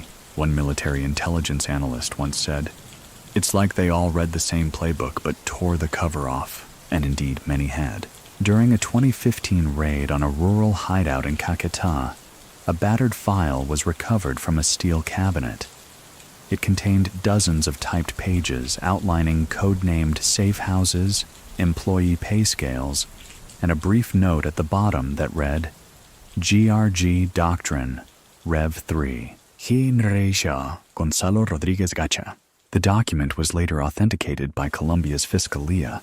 How far it had traveled, who'd copied it, printed it, circulated it, remains unclear. But the fact that it existed, decades later, hinted at something deeper. Gacha's empire hadn't simply died, it had dispersed. His tools, tactics, and mental models had become narcotic folklore, passed from hand to hand like urban scripture. It wasn't about praising him, it was about surviving. Because in the underworld, the name El Mexicano had become synonymous with efficiency and foresight. But while traffickers quietly inherited his methods, the mainstream narrative struggled to frame him. Escobar had become an international icon, complete with Halloween costumes, coffee mugs, and streaming series. His cruelty was known, yes, but packaged with charisma, drama, and spectacle. Gacha, in contrast, remained elusive, less photogenic, less mythologized, but arguably more dangerous in his precision. One documentary attempted to fix that. In 2017, a Colombian filmmaker named Daniela Ortiz released El Hijo del Silencio, the Son of Silence. The documentary traced Gacha's rise using archival footage, interviews with former lieutenants, and reenactments filmed on the actual sites of his known properties. It was quiet, brooding, and unglamorous. No soundtracks of cumbia or reggaeton, just wind, old voices, and the distant bark of guard dogs echoing through the trees. And it asked a dangerous question. What if Gacha wasn't just a trafficker? What if he was a prototype? Critics praised the film's restraint. Former military officials called it the most accurate portrayal yet. But within weeks of its release, several crew members began receiving anonymous phone calls. One had his apartment broken into. Nothing stolen, but the contents of his filing cabinet turned upside down. Another claimed she was followed for weeks by a man in a baseball cap who never got closer than 20 feet, but never went away either. Daniela herself received a note slipped under her door. 5 words: let the quiet ones rest. She moved to Spain 6 months later, and still, Gacha's story resisted closure, because every time someone tried to archive him, something else surfaced. In 2019, a group of treasure hunters in Boyacá, equipped with ground-penetrating radar and a healthy sense of recklessness, claimed to have located one of Gacha's fabled buried cache sites. A rusted metal container was unearthed. Inside, old military jackets, expired dynamite, a decaying briefcase, and in that briefcase a photograph, black and white, slightly curled from time. Gacha on horseback, but not in the 1980s. He looked older, grayer. The photo wasn't dated, but the background contained a billboard advertising a political candidate whose campaign hadn't happened until 1994. The photo was never authenticated. It disappeared shortly after. Still, the image made the rounds in quiet corners of the internet. Forums for narco historians, fringe theorists, and YouTube documentaries with ominous thumbnails. Most dismissed it as a fake.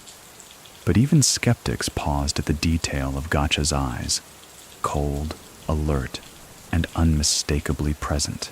It was as if he was still watching. So what do you think?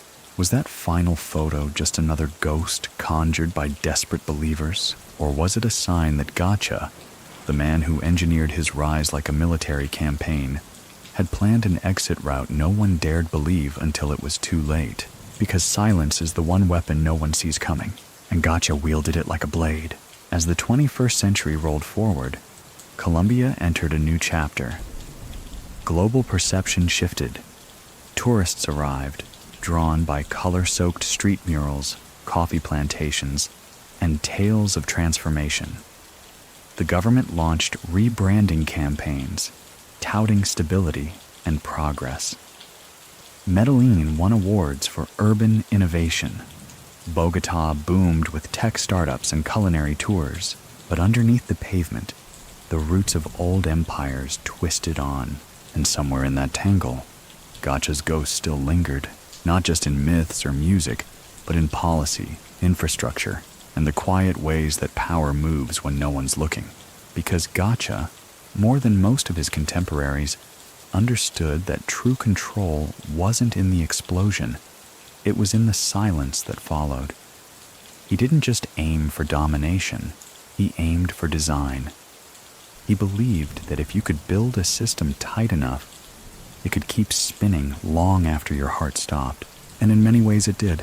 One of the more unnerving developments in recent years has been the rise of micro-cartels, small, nimble organizations that operate across Colombia without the spectacle of the Medellin or Cali cartels. They don't wear gold chains or pose for photos. They run on encrypted apps, quiet deposits, and routes that haven't changed since Gacha mapped them by hand. And when interviewed by police or pressed by journalists, these new traffickers often claim they don't even know who Gacha was, but their methods betray them. Because when they pay off border officials using the same code structures Gacha pioneered, when they build underground vaults lined with the same compressed clay he favored for heat resistance, when their foot soldiers wear unmarked fatigues and speak in short rehearsed sentences about loyalty and structure, they're not just copying a strategy, they're inheriting it. One mid-level narco arrested in 2020 near the Venezuelan border reportedly had a tattoo on his left shoulder. Just a single word, stylized like an old cattle brand, Mexicano. When questioned, he laughed, said it wasn't about the old man, said it was just a style, but everyone in the room knew better. Even the interrogating officer, who later admitted in a memoir that he'd grown up in Pacho and remembered seeing Gacha ride past his school once, said the tattoo made him pause. "You can silence a man," he wrote, "but not the pattern he leaves behind." And patterns in Colombia are everything. Take, for instance, the financial networks. Gacha's love of layering businesses, ice companies, cattle transport, legitimate exports, has become standard practice in laundering operations. Today, cartels mimic that same multi-tiered laundering method, often running legal businesses that outcompete legitimate ones, simply because they don't need to make a profit. They only need to move volume. In Bogotá, a luxury flower company was shut down in 2021 after investigators discovered it was filtering drug money through orders for orchids that didn't exist. The ownership, traced back through 5 shell companies, ended at a name from a registry in 1988, one previously connected to Gacha's estate accountant. Coincidence? Maybe. But there's something poetic in the idea that he's still sending roses from the grave. Meanwhile, Colombia's government has become both hunter and student of Gacha's blueprint. Military academies use case study Rodríguez Gacha in their advanced strategy courses. Analysts revisit his structure when trying to predict cartel evolution. His ability to move between identities, narco, paramilitary leader, local philanthropist, is now seen as a dangerous template for hybrid warfare in the 21st century. Even outside Colombia, echoes of Gacha's system surface. In Mexico, several cartel leaders openly cite admiration for El Mexicano, especially his use of loyalty as an operational firewall. One Mexican kingpin arrested in 2018 told authorities, "Colombians had Pablo for fear. We had Gacha for function, but function comes with a price." And perhaps the most enduring cost of Gacha's empire isn't the bodies or the bullets, but the psychological footprint he left on a generation. The young men of the 1980s who grew up watching him operate now hold positions of power, some in politics, some in law enforcement, and some still in the underworld. Their view of authority, loyalty, and risk was shaped by Gacha's actions, not by lectures or laws, but by what they saw, that in a country fractured by war and neglect, A man with a plan and no fear could rise like thunder and fall like myth. Many people still think Gacha would have thrived even today, adapting to the digital age, hiding behind VPNs and crypto wallets, launching drone shipments instead of small planes, that his brand of logic and silence would have slipped right into the cracks of our hyper-connected world. So what do you think? Would Gacha be a ghost lost in time? Or would he be running operations from a quiet villa in Honduras with a satellite dish on the roof and a burner phone in each pocket? Because if there's one thing his life taught us, it's that the most dangerous man in the room is the one you didn't notice until it was too late. By the time the 2020s rolled in, most of Gacha's contemporaries were either dead, imprisoned, or buried in the avalanche of Escobar-era nostalgia. Yet somehow, El Mexicano, a name that once shook the walls of presidential palaces, remained a low, insistent hum in the country's subconscious. Not broadcast, not paraded, just present, not forgotten. In Pacho, there are still boys who kick soccer balls on cracked pavement near where his men once patrolled with galils and black boots. They don't know his full story, only fragments passed down like bedtime warnings. Don't talk too loud. Don't look too long. Don't ask about the old days, unless you know who you're asking.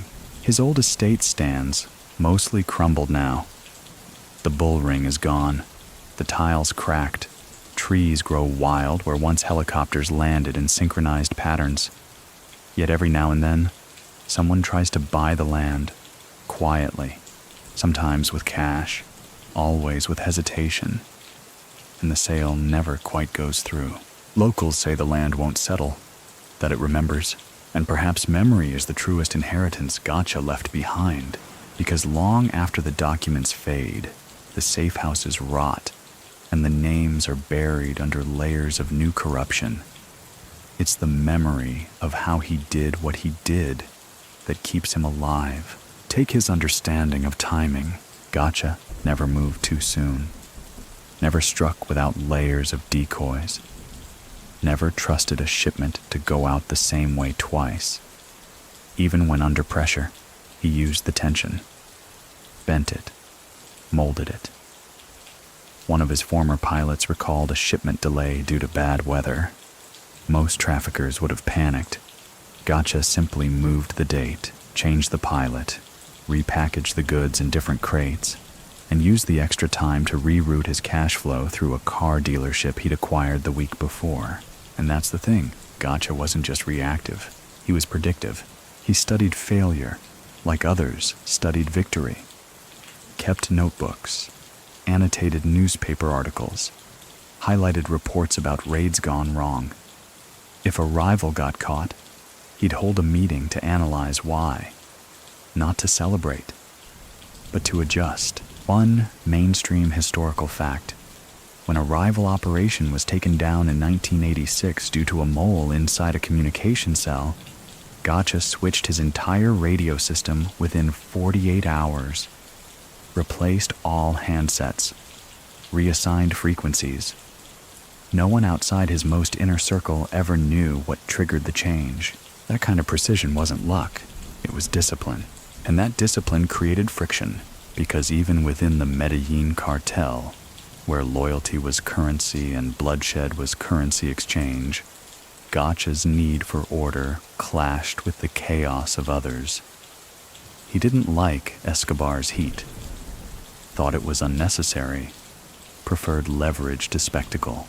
He once told a lieutenant, "Why explode the courthouse when you already bought the judge?" But then Escobar bombed the courthouse anyway, and from that moment, many believe, Gacha began plotting distance.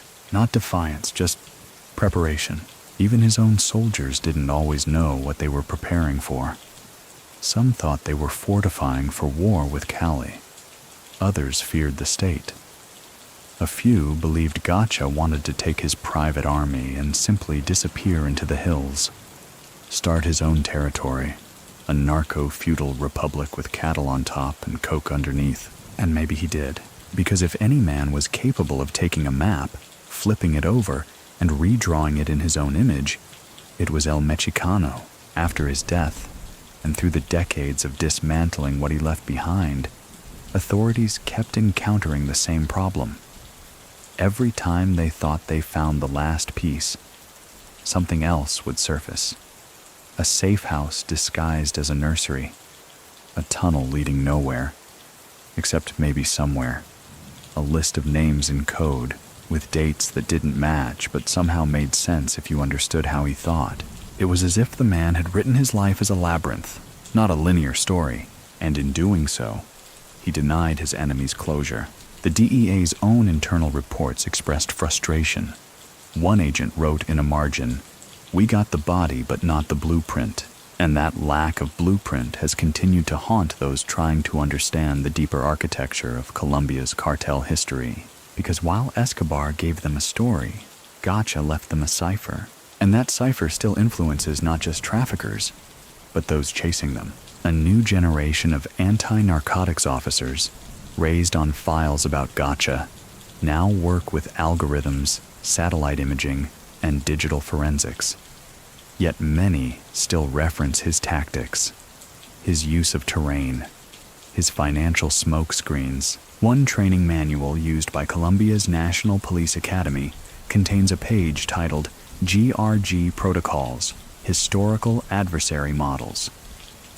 Below that are 5 diagrams showing how he rotated stash houses, assigned redundant roles, and cloaked leadership to prevent the classic decapitation approach. It's not praise, it's necessity, because you don't beat a ghost by pretending he was just a man. And while his name doesn't trend on social media, and his face isn't printed on shirts, his presence lingers in every room where traffickers plan and strategists counterplan. So what do you think? Was his death the end of a life, or just the opening move in a legacy that never needed headlines to make history? Because some men speak loudly when alive, and some teach more by vanishing. It's early morning in Pacho. The clouds cling low, kissing the tops of the eucalyptus trees that sway lazily above rusted rooftops. A dog barks once, then goes quiet. The street vendors aren't out yet, but the baker's radio murmurs through the thin walls. Old Vallenato bleeding into silence. Somewhere behind a locked gate, a man drinks his coffee and stares at a wall with no pictures. This is how the town wakes now, without Gacha, but not without memory. His name isn't spoken often in public, not anymore. Maybe a sideward glance, a shift in tone, or just a long pause in conversation. But the impression remains, pressed into the bricks, the dust, the stillness between church bells, as if the land itself still breathes him in on occasion. Not because he was loved, not because he deserved it, but because presence like his is hard to rinse from the soil. And perhaps that's the quiet truth of José Gonzalo Rodríguez Gacha. He didn't vanish in a blaze of martyrdom. He didn't write a manifesto. He wasn't mourned like a hero or burned like a villain. He dissolved, leaving behind maps, methods, and men too afraid to say what they learned from him aloud. But in the spaces between those things, in the unrecorded, unspoken, and unclaimed, he endures. It's in the way a modern cartel commander chooses a remote location for his stash house. It's in the way a young trafficker structures his organization in cells, not ladders. It's in the way a Colombian military unit still studies blueprints of ranches long since turned to ruin. And maybe, just maybe, it's in the soft footsteps that sometimes echo in places no one's lived in for years. A creak on an old floorboard, a lit cigar stub found fresh on a windowsill, a cowboy boot print in the rain, washed away before it can be confirmed. These things can't be proven, but they persist. And persistence, Gacha always knew, was louder than glory. So if you're ever in Pacho, walk slow. Feel the roads underfoot. Listen to the wind between the wires. Notice how the town pauses when you ask too much, because some stories aren't told, They're just left behind. Time has a strange way of revising stories, not erasing them, just softening their edges, letting the sharper truths blend into rumor. But not even time can file down the legacy of a man like José Gonzalo Rodríguez Gacha. His empire may have collapsed in 1989, but its ripples carried far past the moment the last shot echoed in Tolu. And now, in the wake of that collapse, the real reconstruction begins, not by his men, not by his family, by the state. In the months following the ambush that ended Gacha's life, the Colombian government launches a series of initiatives aimed at dismantling what remains of his network. Dubbed Operación Horizonte, it becomes one of the largest multi-agency cleanup campaigns in the country's history at the time. But it turns out, dismantling a ghost is harder than killing a man. Gacha had scattered his wealth across rural properties, many of them held under aliases or through legitimate business fronts. Cattle ranches with no cattle, trucking companies with no trucks, a school supplies distributor that never sold a single pencil. Authorities begin freezing assets, seizing lands, questioning anyone who might have handled a wire transfer between 1982 and 1989. And at first it works. A few lieutenants are arrested. Some mid-tier operators flip and turn state's evidence. Properties are raided and found empty. Mostly. One warehouse near Honda contains several rusting barrels filled with US dollars. Another, more chilling find in Meta, reveals a bunker stocked with crates of TNT, old uniforms, and detailed architectural sketches of government buildings in Bogotá. The sketches are never made public, but within the halls of Colombia's defense ministry, officials begin whispering a theory. Gacha wasn't just building a business. He was preparing for a coup. There's no hard proof, just fragments, too detailed to dismiss, too scattered to prosecute. But the picture it paints is unsettling.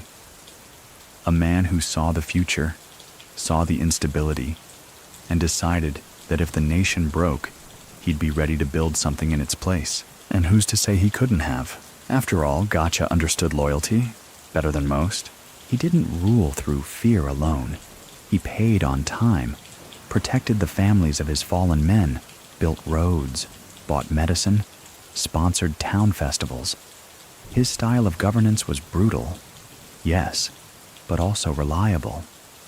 In regions long forgotten by Bogotá, that was enough to earn trust, or at least obedience. And then there's the question of ideology. Unlike Escobar, who dabbled in populism, or the Cali cartel, who preferred discretion, Gacha never made his politics explicit. He wasn't chasing a cause. He was building a fortress, one that might have one day housed a movement. Historians still debate this. Many believe Gacha would have never stepped into public power, that his ego wasn't built for the podium. Others, pointing to his paramilitary structure and quasi-feudal loyalty base, argue the opposite.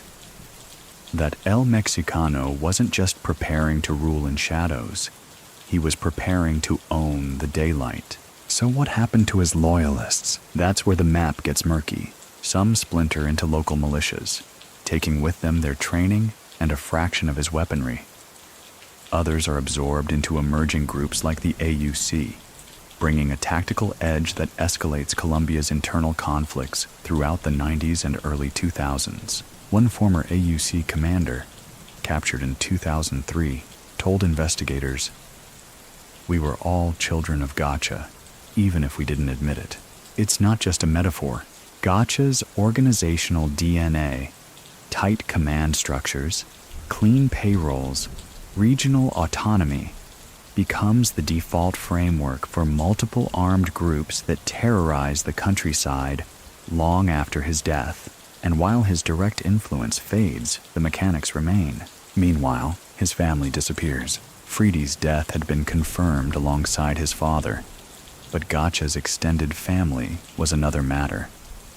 A few siblings resurface years later, older, quieter, claiming no inheritance. A cousin is rumored to be living in Miami under witness protection, but the name he uses doesn't match any known aliases.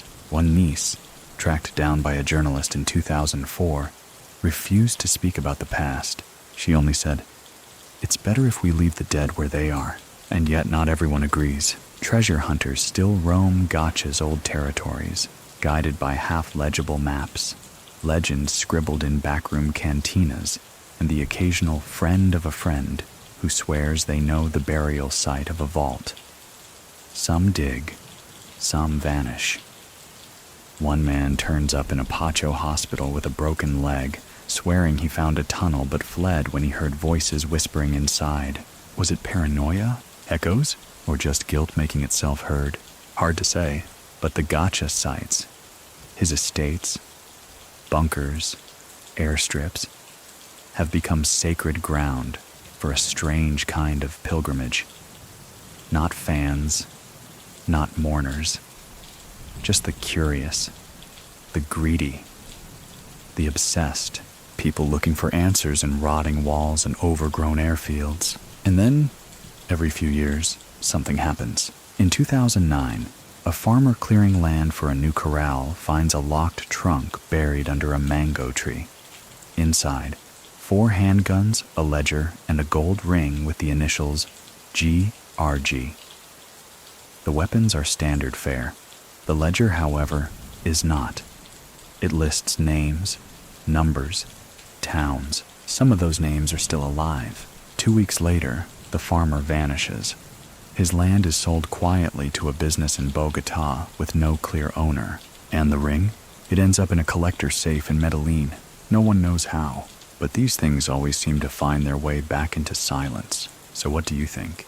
Did Gacha die with his empire? Or did he merely hand off the keys, trusting that someone, somewhere, would pick up where he left off?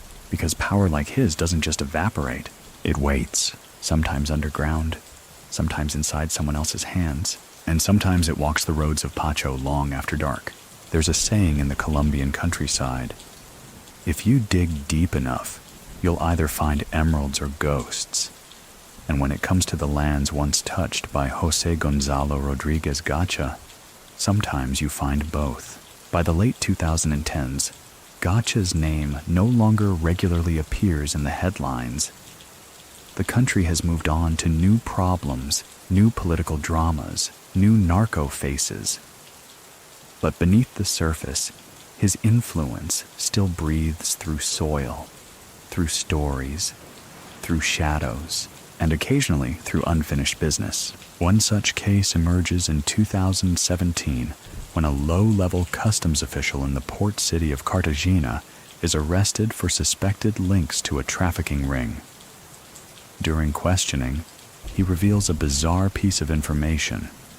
He's been receiving payments from a company registered in Panama that, after some forensic digging, traces back to a long-dissolved shell corporation Gacha once used to purchase equipment for his ranches.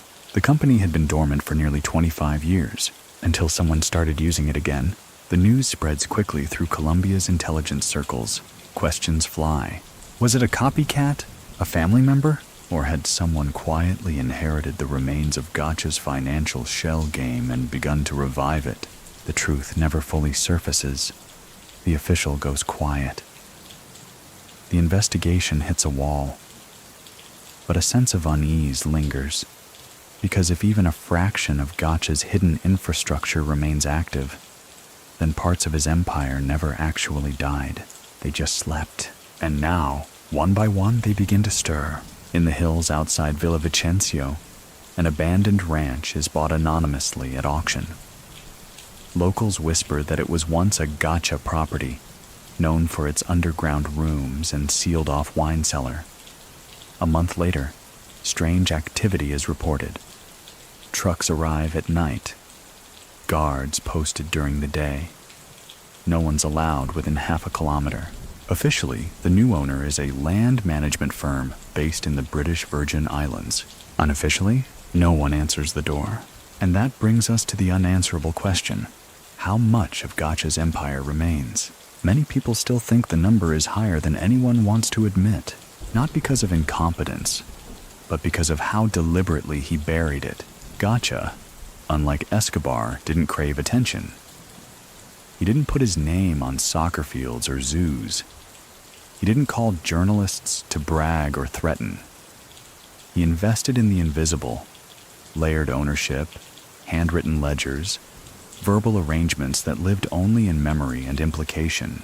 He knew that silence survives where spectacle does not, and perhaps that's why his true fortune has never been found. There were whispers, of course, of containers filled with emeralds hidden in the Sierra Nevada mountains, of bank accounts in Lebanon, of gold bars buried in airtight crates beneath cow paddocks near Pacho.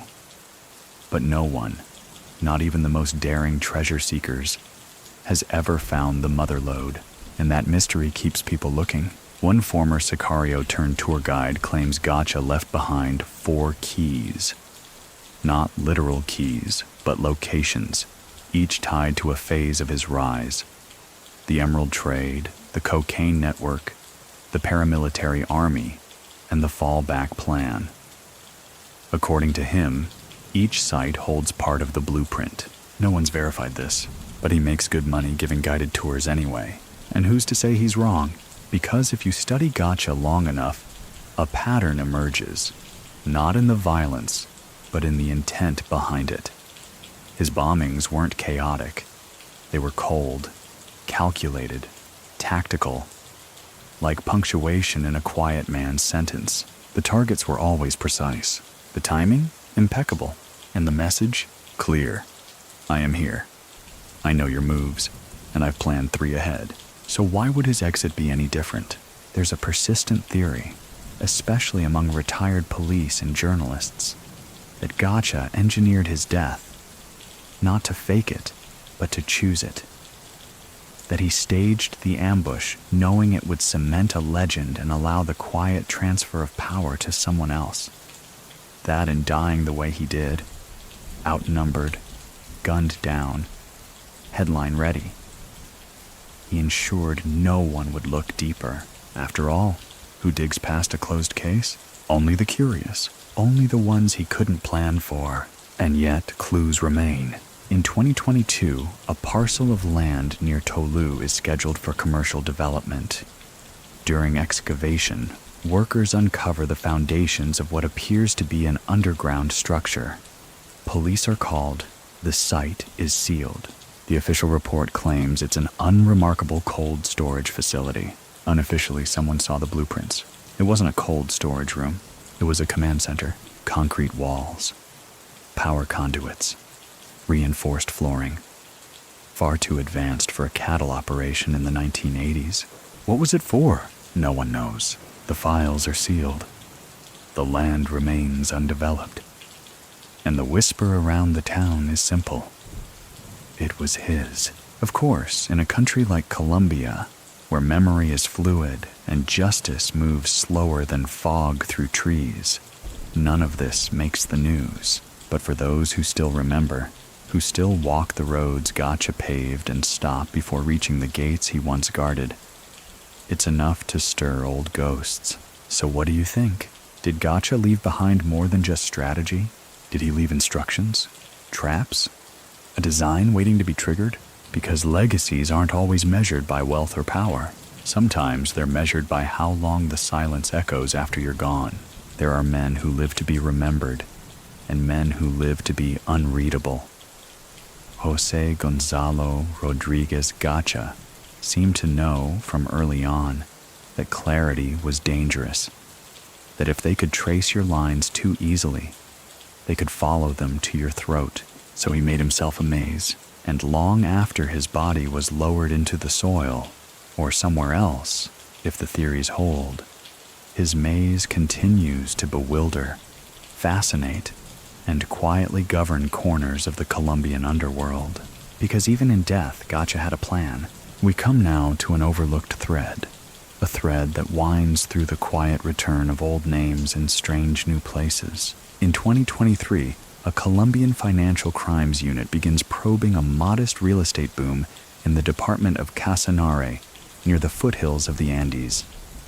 The properties are registered to various holding companies based in Panama, Belize, and the Dominican Republic.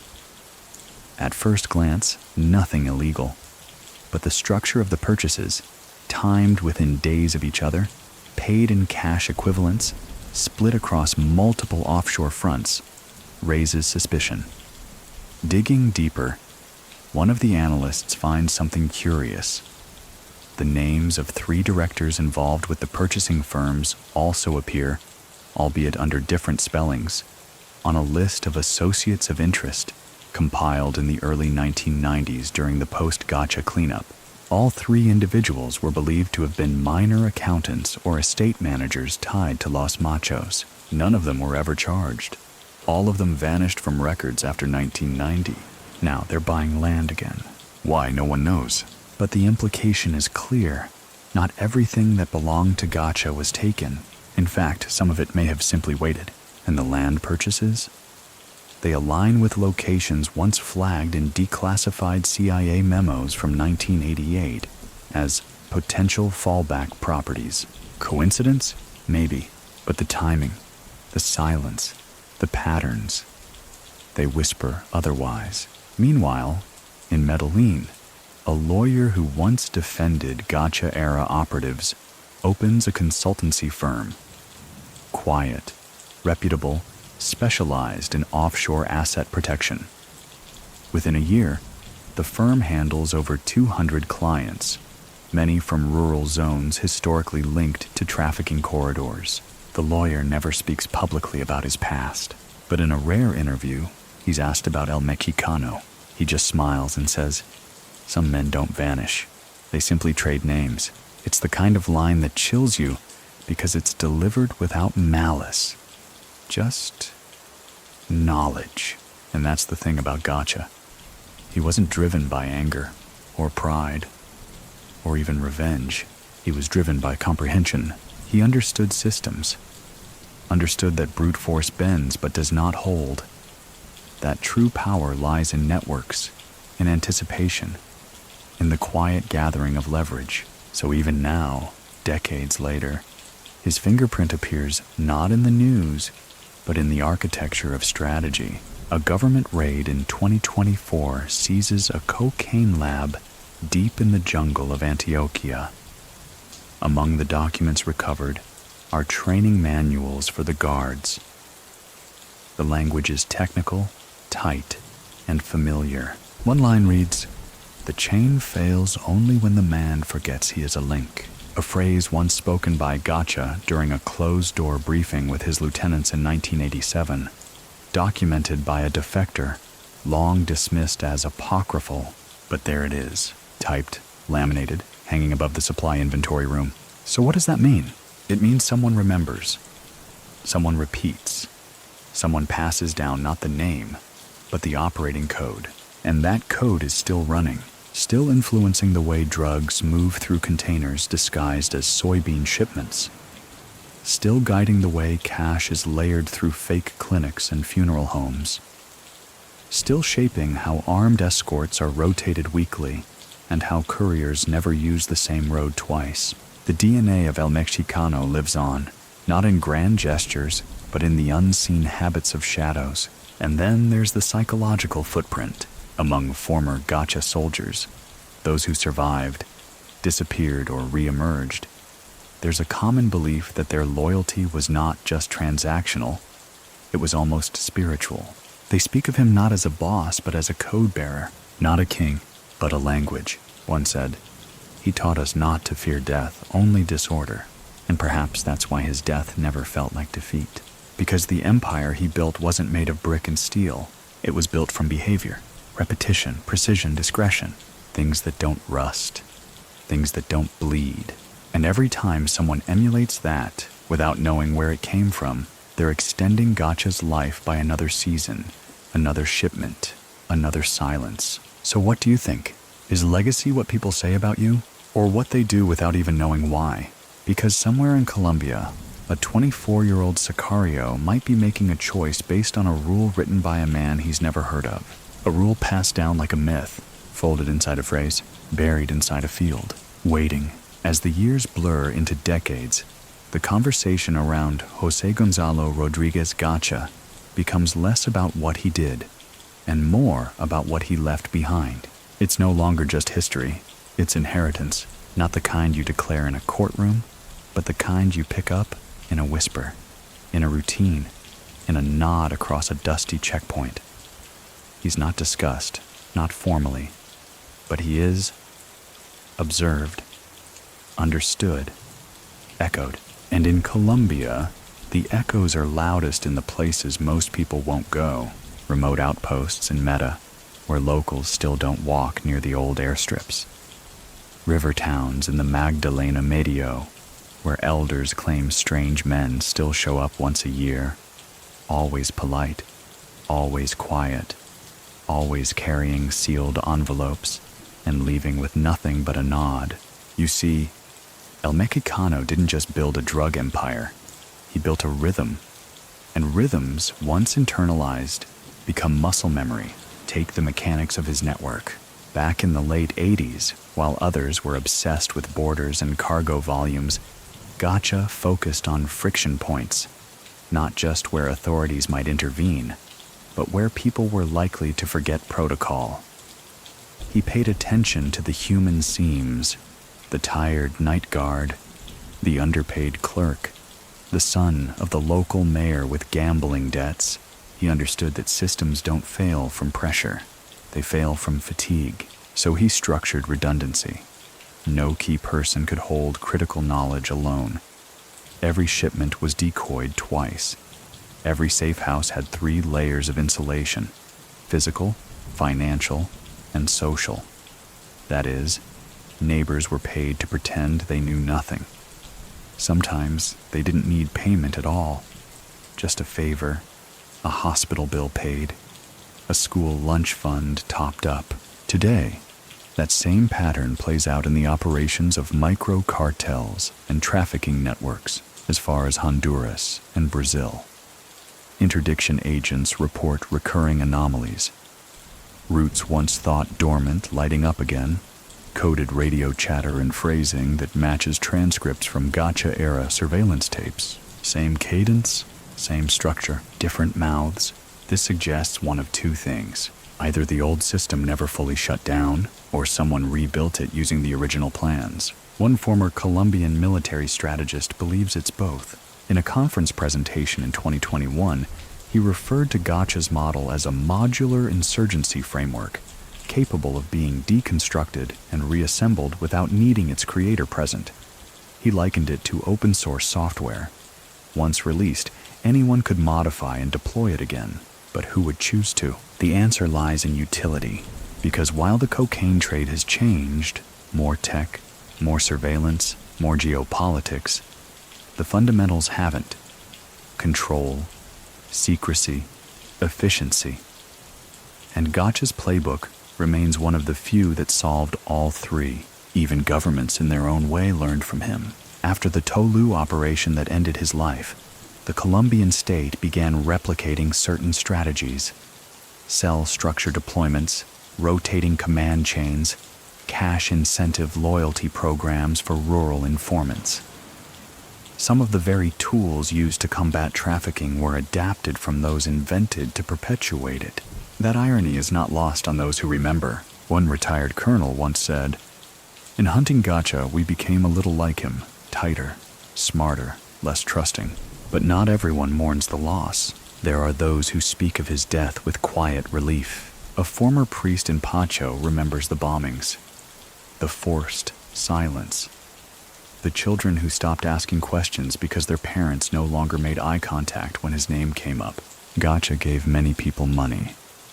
What he took, often more quietly, was peace. And peace in a land like Colombia is harder to count than cash.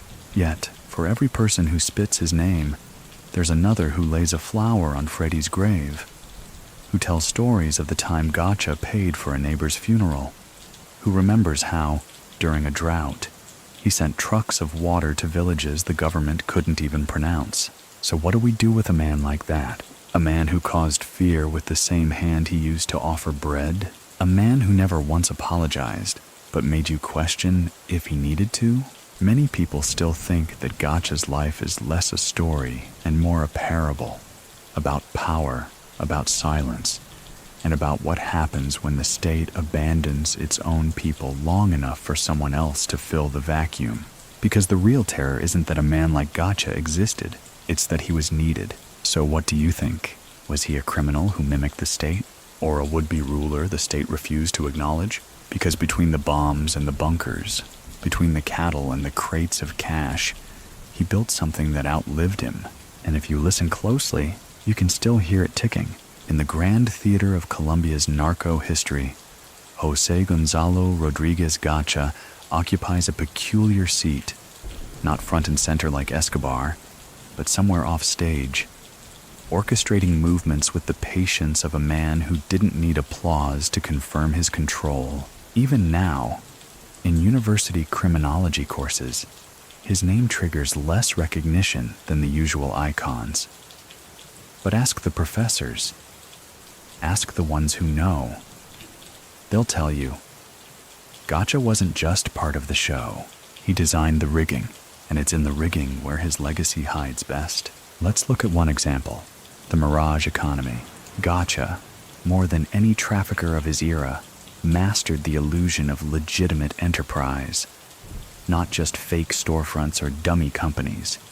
He embedded his illicit stream so deeply within real commerce that separating the two became nearly impossible. Cattle, real estate, education centers. At one point, he was rumored to own part of a small mining outfit that produced just enough product to pass audits, while moving far more goods that didn't sparkle, but powdered white.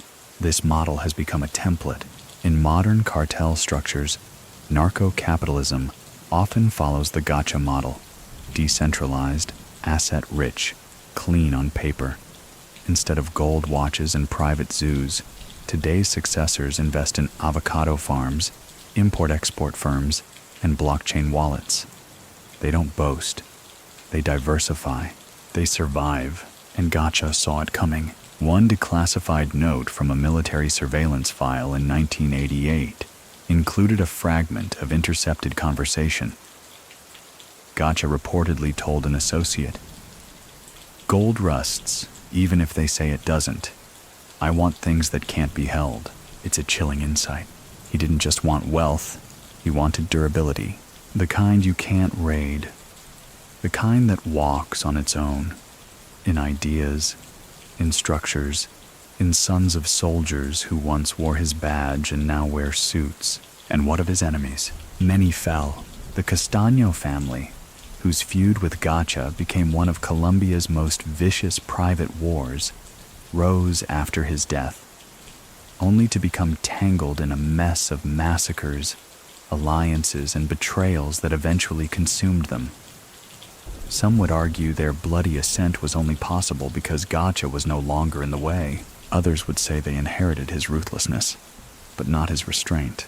Either way, Gacha's shadow loomed over them, and it looms still, because just when Colombia thinks it's done with El Mexicano, something surfaces, a sealed envelope found in an old police evidence locker, a missing page from a 1986 ledger recovered in Barranquilla, a safe discovered in a warehouse in Santa Marta, its code scratched into the underside of a desk drawer.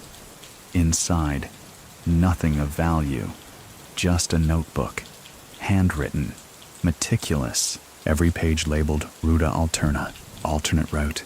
The notebook has since been classified, but one officer who glimpsed it before it vanished described the contents as instructions for movement, evasion, and survival.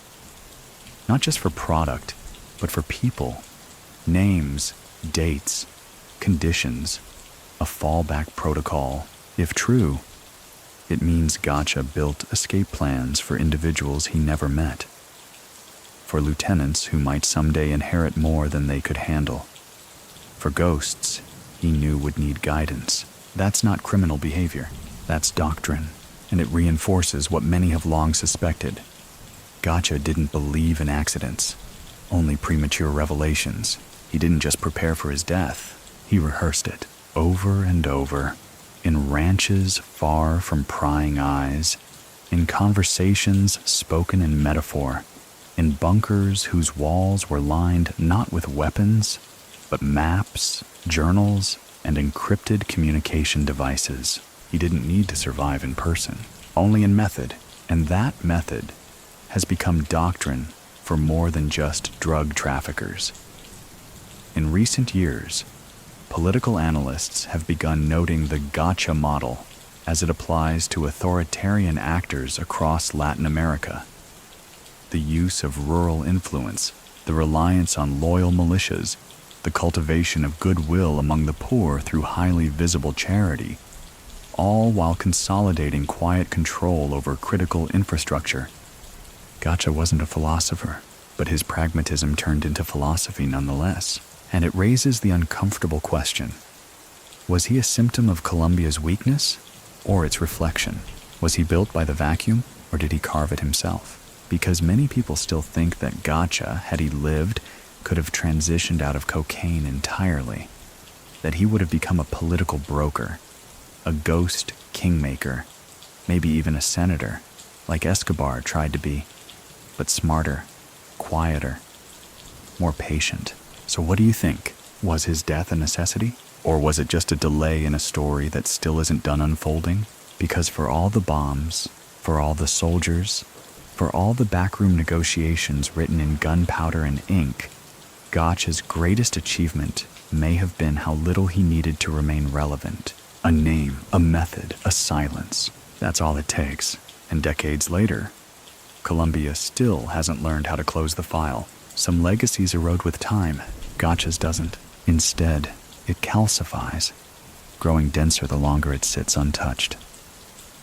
And in the back rooms of Colombian intelligence, it's still the unsolved case everyone pretends has been closed. On paper, the bomb don died in 1989. Case sealed, files stamped, enemies eliminated. But outside the paperwork, down the winding back roads of Cundinamarca, in the low-slung ranch towns with too much cash and not enough questions, you'll find traces that laugh at the finality of government Inc. Let's rewind briefly. To the late 1980s, Gacha's network was estimated to move over $300 million per month in product. At its peak, he had dozens of labs, hundreds of soldiers, and thousands of logistical contacts: drivers, mechanics, pilots, chemists, guards. The web was so broad and decentralized that even his top lieutenants admitted they only saw fragments of the whole machine, and therein lies the genius. Unlike Escobar, whose hub-and-spoke model made him a brilliant but obvious target, Gacha built a living organism. Decentralized, reactive, self-correcting. The system was built not around him, but around his absence. If he were captured, nothing would pause. If he were killed, nothing would collapse. He built to disappear, and many believe he did, not by faking his death, though that theory still floats in dark corners, but by ensuring that even in confirmed death, his architecture would survive. Take the vaults. We've talked about them before.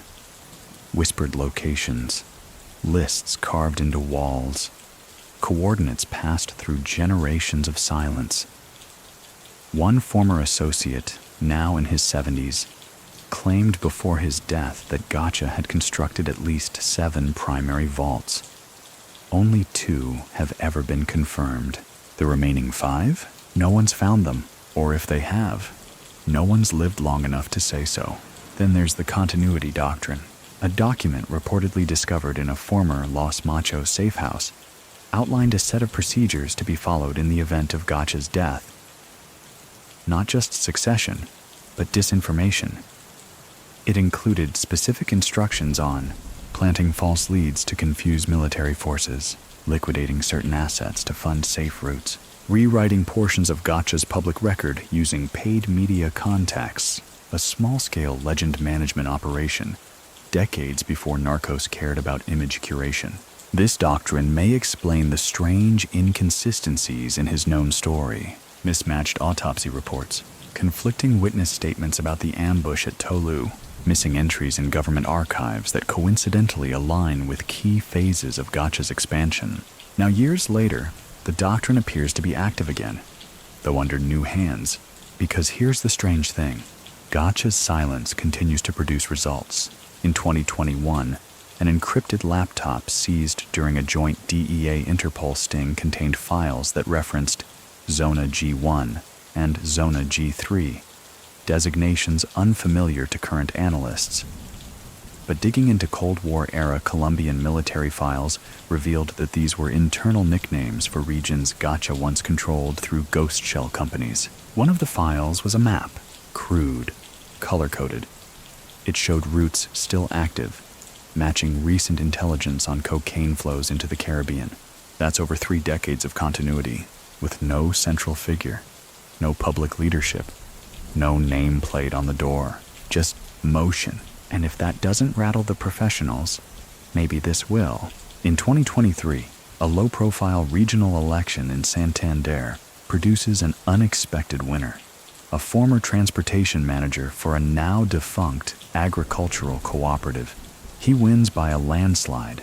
No political experience, no campaign history, just connections. Later, leaked financial records show that the cooperative he worked for had received generous early seed funding in the mid-90s from a Panamanian entity whose only listed transaction before that was a real estate purchase near Tolu in 1988. Draw the lines. The shape appears. It's not a spiderweb, it's a circle. Gacha's old world reasserting itself in quiet ways, not to dominate, not even to survive, just to exist, to endure, because that was always the point. He never needed fireworks, never needed the seat at the top of the table. His empire wasn't built to shine, it was built to sink roots, deep, quiet, persistent.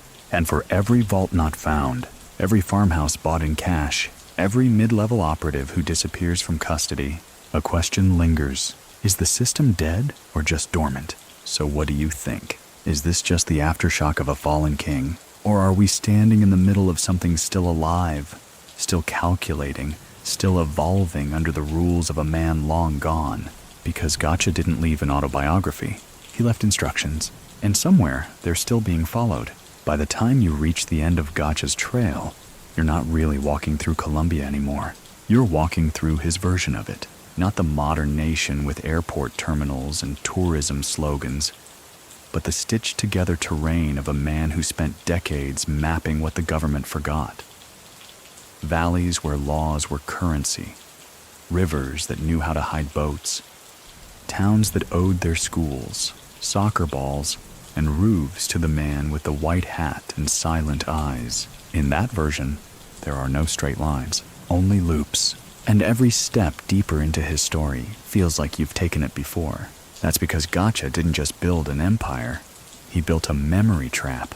Let's consider how he designed influence. Unlike the flamboyant dons of his time, Gacha didn't care for notoriety.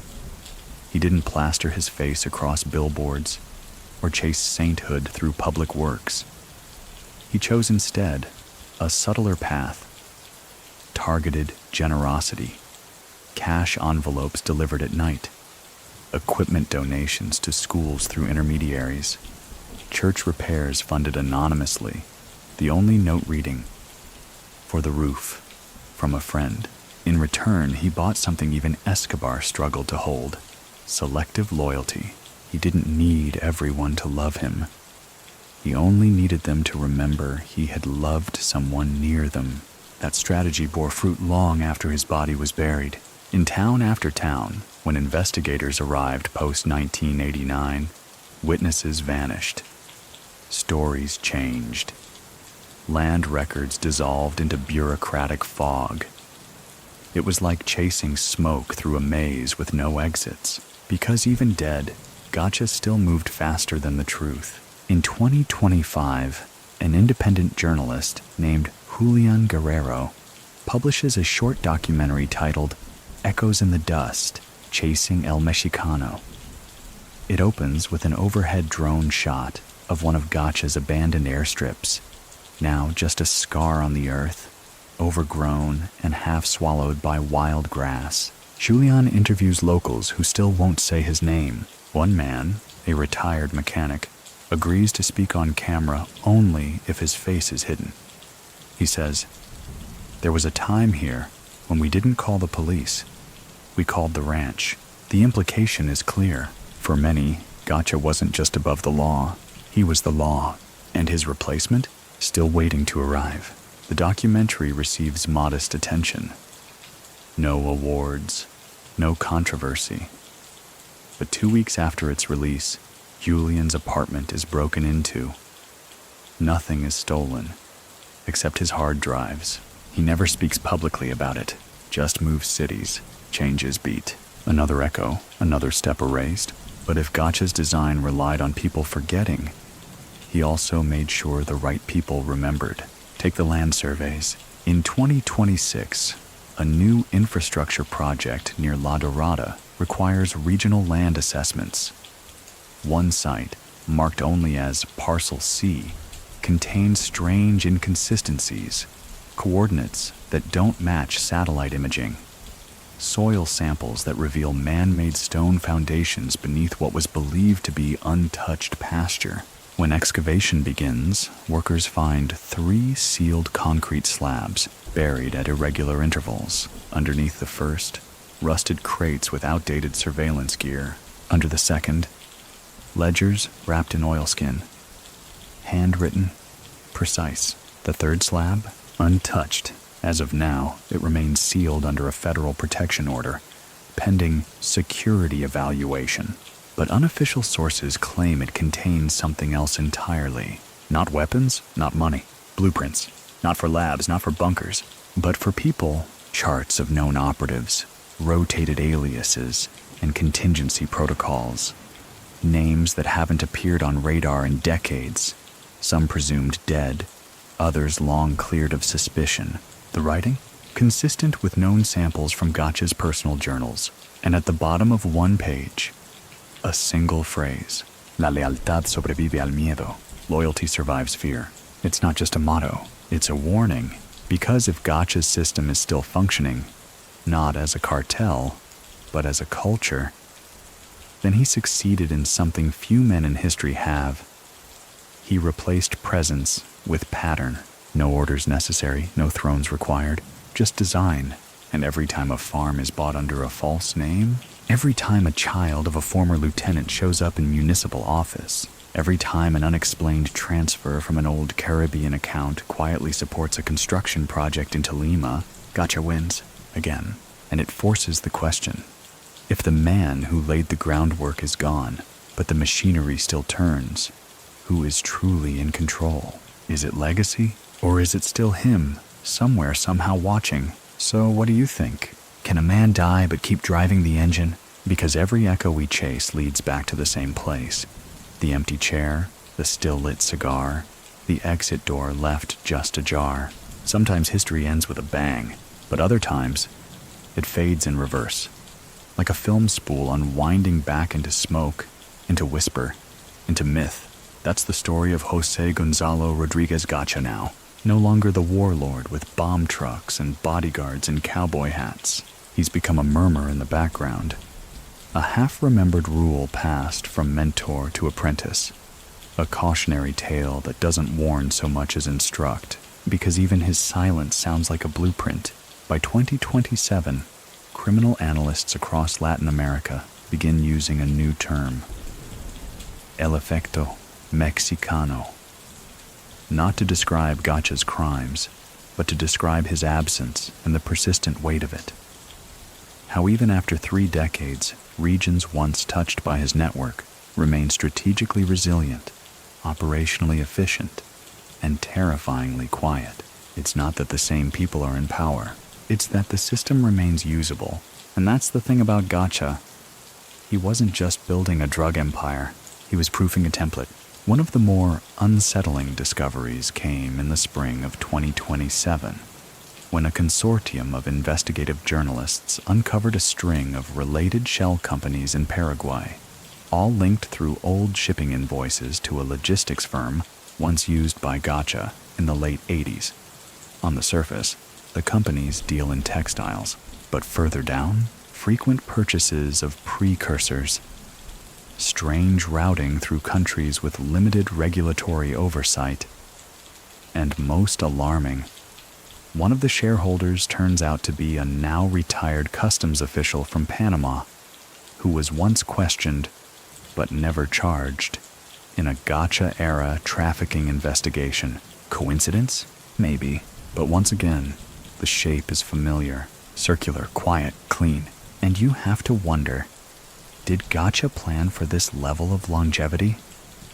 Or did the infrastructure simply become self-aware, like vines growing toward sunlight long after the gardener has vanished? It's a haunting thought, especially when you consider the children. Not just Freedy, whose death broke his father, but the other children, the hidden sons, the protected nephews, the godsons with 2 surnames and 1 mission.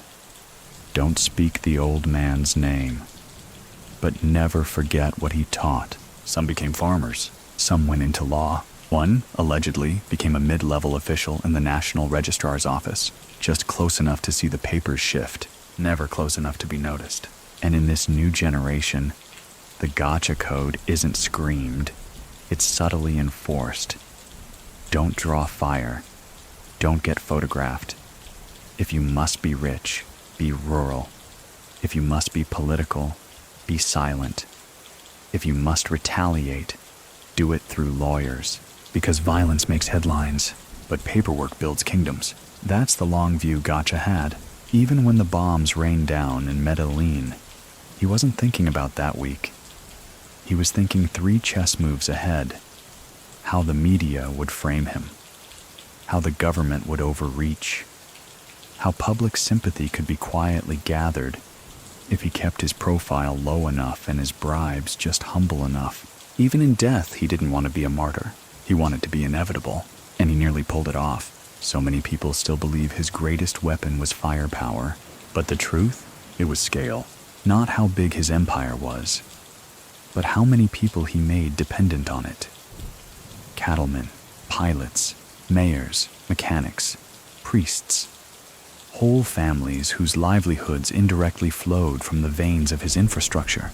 When the government tried to uproot him, it wasn't just an empire they struck. It was an economy. And for every family they saved, another quietly fell into hunger. So what do you think? How do you kill a man who embedded himself into needs? Because it turns out bullets can kill a person, but they can't kill a system of favors. And Gacha was never a symbol, never a martyr, never a headline that lasted more than a week. He was method, and method doesn't bleed. It persists, like the hidden hand behind a handshake, like the cash envelope tucked into a campaign rally, like the whisper that tells a young soldier, just follow the old roads. They know the way. In the fading corridors of Colombia's long war on cocaine, certain names ring out like church bells, loud, dramatic, easy to memorize. Escobar, Leder, Ochoa. But Gacha? Gacha lingers, like incense after mass, like cordite after an explosion. Subtle, acrid, inescapable, and perhaps that's the most chilling part. Because when a legacy is too quiet to notice, it often escapes interrogation. It weaves itself into the very air and customs, passed not through grandiose stories, but through behaviors. Let's rewind one last time, back to Tolu, December 1989. A military report lists the death of José Gonzalo Rodríguez Gacha and his son Freedy in a chaotic, high-profile shootout. But among the classified annotations, declassified only partially years later, is a note from one of the field officers. The subject resisted, but never panicked. He moved like a man who had lived this moment in his mind 1,000 times. No final words, no pleas, just stillness. That stillness echoes. In interviews with retired soldiers, they describe that day not as a victory, but a puzzle. One of them, now in his 60s, said it best. "We thought we killed the man, but all we did was pull one brick from a cathedral we couldn't see." So what exactly did Gacha build? Theories vary. Some believe he wanted a sovereign zone, a narco republic in the Magdalena Medio, run like a parallel state. He certainly had the structure: militias, logistics, international reach. His compound in Pacho wasn't just a fortress. It was administrative, complete with war rooms, supply chains, and regional liaisons. Others think he was more philosophical than he let on, that the cowboy persona masked a mind fascinated by systems, not power for power's sake, but for how it could be engineered, distributed, protected, like a mad architect designing a building that builds itself. And a few, the fringe voices, but not as fringe as they once were, say he succeeded, not in founding a country, but in proving one wasn't necessary. All he needed was a network, flexible, resilient, emotionally embedded in its participants. A kind of criminal blockchain before such ideas even had language, where information, value, and control flowed laterally, not vertically, where death meant nothing as long as process remained. And that's why the modern narco landscape still bows to his memory, not out of fear, out of respect for design. When rival traffickers study the collapse of the Medellin cartel, they find points of weakness: bragging, overreach, centralized ego. When they study Gacha, they find a blueprint still usable in 2025. That's why his story isn't taught with drama. It's taught in shorthand. His name becomes a verb in some circles. Gacha it means make it clean, make it quiet, make it last. No splash, no trace, just movement that survives weather. And movement, as we know, doesn't need a leader. It just needs a map. There's even talk, unconfirmed but persistent, of a new syndicate in eastern Colombia using a modified version of his old protocols mixed with digital camouflage. Blockchain remittances, cloud-based storage buried in shell corporations. The same three-layer decoy system Gacha swore by, the old bones draped in new flesh. And when reporters ask the new generation where they learned the model, they shrug. It's just how things work. Exactly. Because when legacy becomes default, you've done more than survive. You've become structure. So what do you think? Can a man who once dropped bombs from pickup trucks really live on in a line of code? Or in the way a bribe is calculated? Or in how a soldier folds his pay into 3 envelopes? One for his family, one for his boss, and one marked retreat fund, just in case. Because Gacha's real invention wasn't bombs, it was procedure. And procedure never sleeps. It just waits, tucked in the back of a drawer, labeled in shorthand only the old guys remember. A pencil sketch, a list of radios, a phrase in broken code. Por si toca moverse, just in case we have to move. So here we are, the final stretch of a road that, if we're honest, never really ends. Not with José Gonzalo Rodríguez Gacha, not with the bomb don, not with the man who built his legacy not in headlines, but in silence, circuits, and soil. And as we glide toward that last chapter, it's worth asking, was he defeated, or did he simply dissolve? Because for all the efforts poured into ending his reign, the bullets, the helicopters, the manhunts across coast and countryside, none of it seemed to pull up the roots. They clipped the stem, but the seed was already planted everywhere. Let's turn briefly to an overlooked file.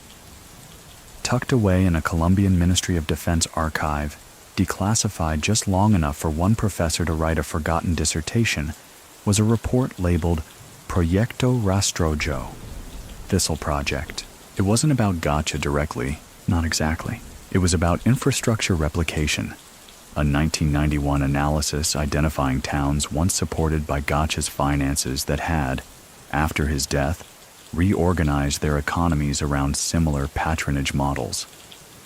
Local bosses, shadow charity, selective enforcement. The thesis that even with no drugs, no direct crime, the shape of Gacha's influence lingered. Like a mold the region had learned to grow around. The most chilling part of the report? It concluded that these models were more stable than state-sponsored alternatives, more trusted, more durable. That was his true effect. He didn't just build a machine, he taught others to expect its hum as background music. So now, decades later, when a young smuggler from Caquetá sets up an operation, he follows rules he's never read. He copies a hierarchy whose author he never met.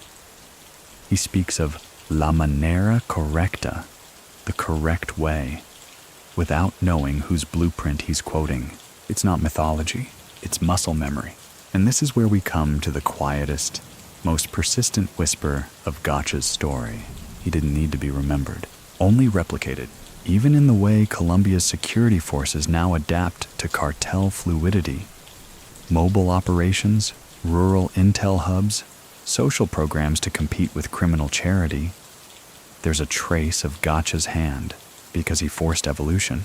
He pushed systems to react to his presence, and in doing so, reshaped their future contours. And isn't that the most lasting kind of power? The kind that teaches the enemy to imitate you, not with admiration, with necessity. One last echo. In 2028, an anonymous letter arrives at the Colombian National Archives. No return address, no fingerprints. Inside is a single page, yellowing at the corners. It reads, "No tomb holds design, no bullet stops echo. A man becomes soil only when he is not studied."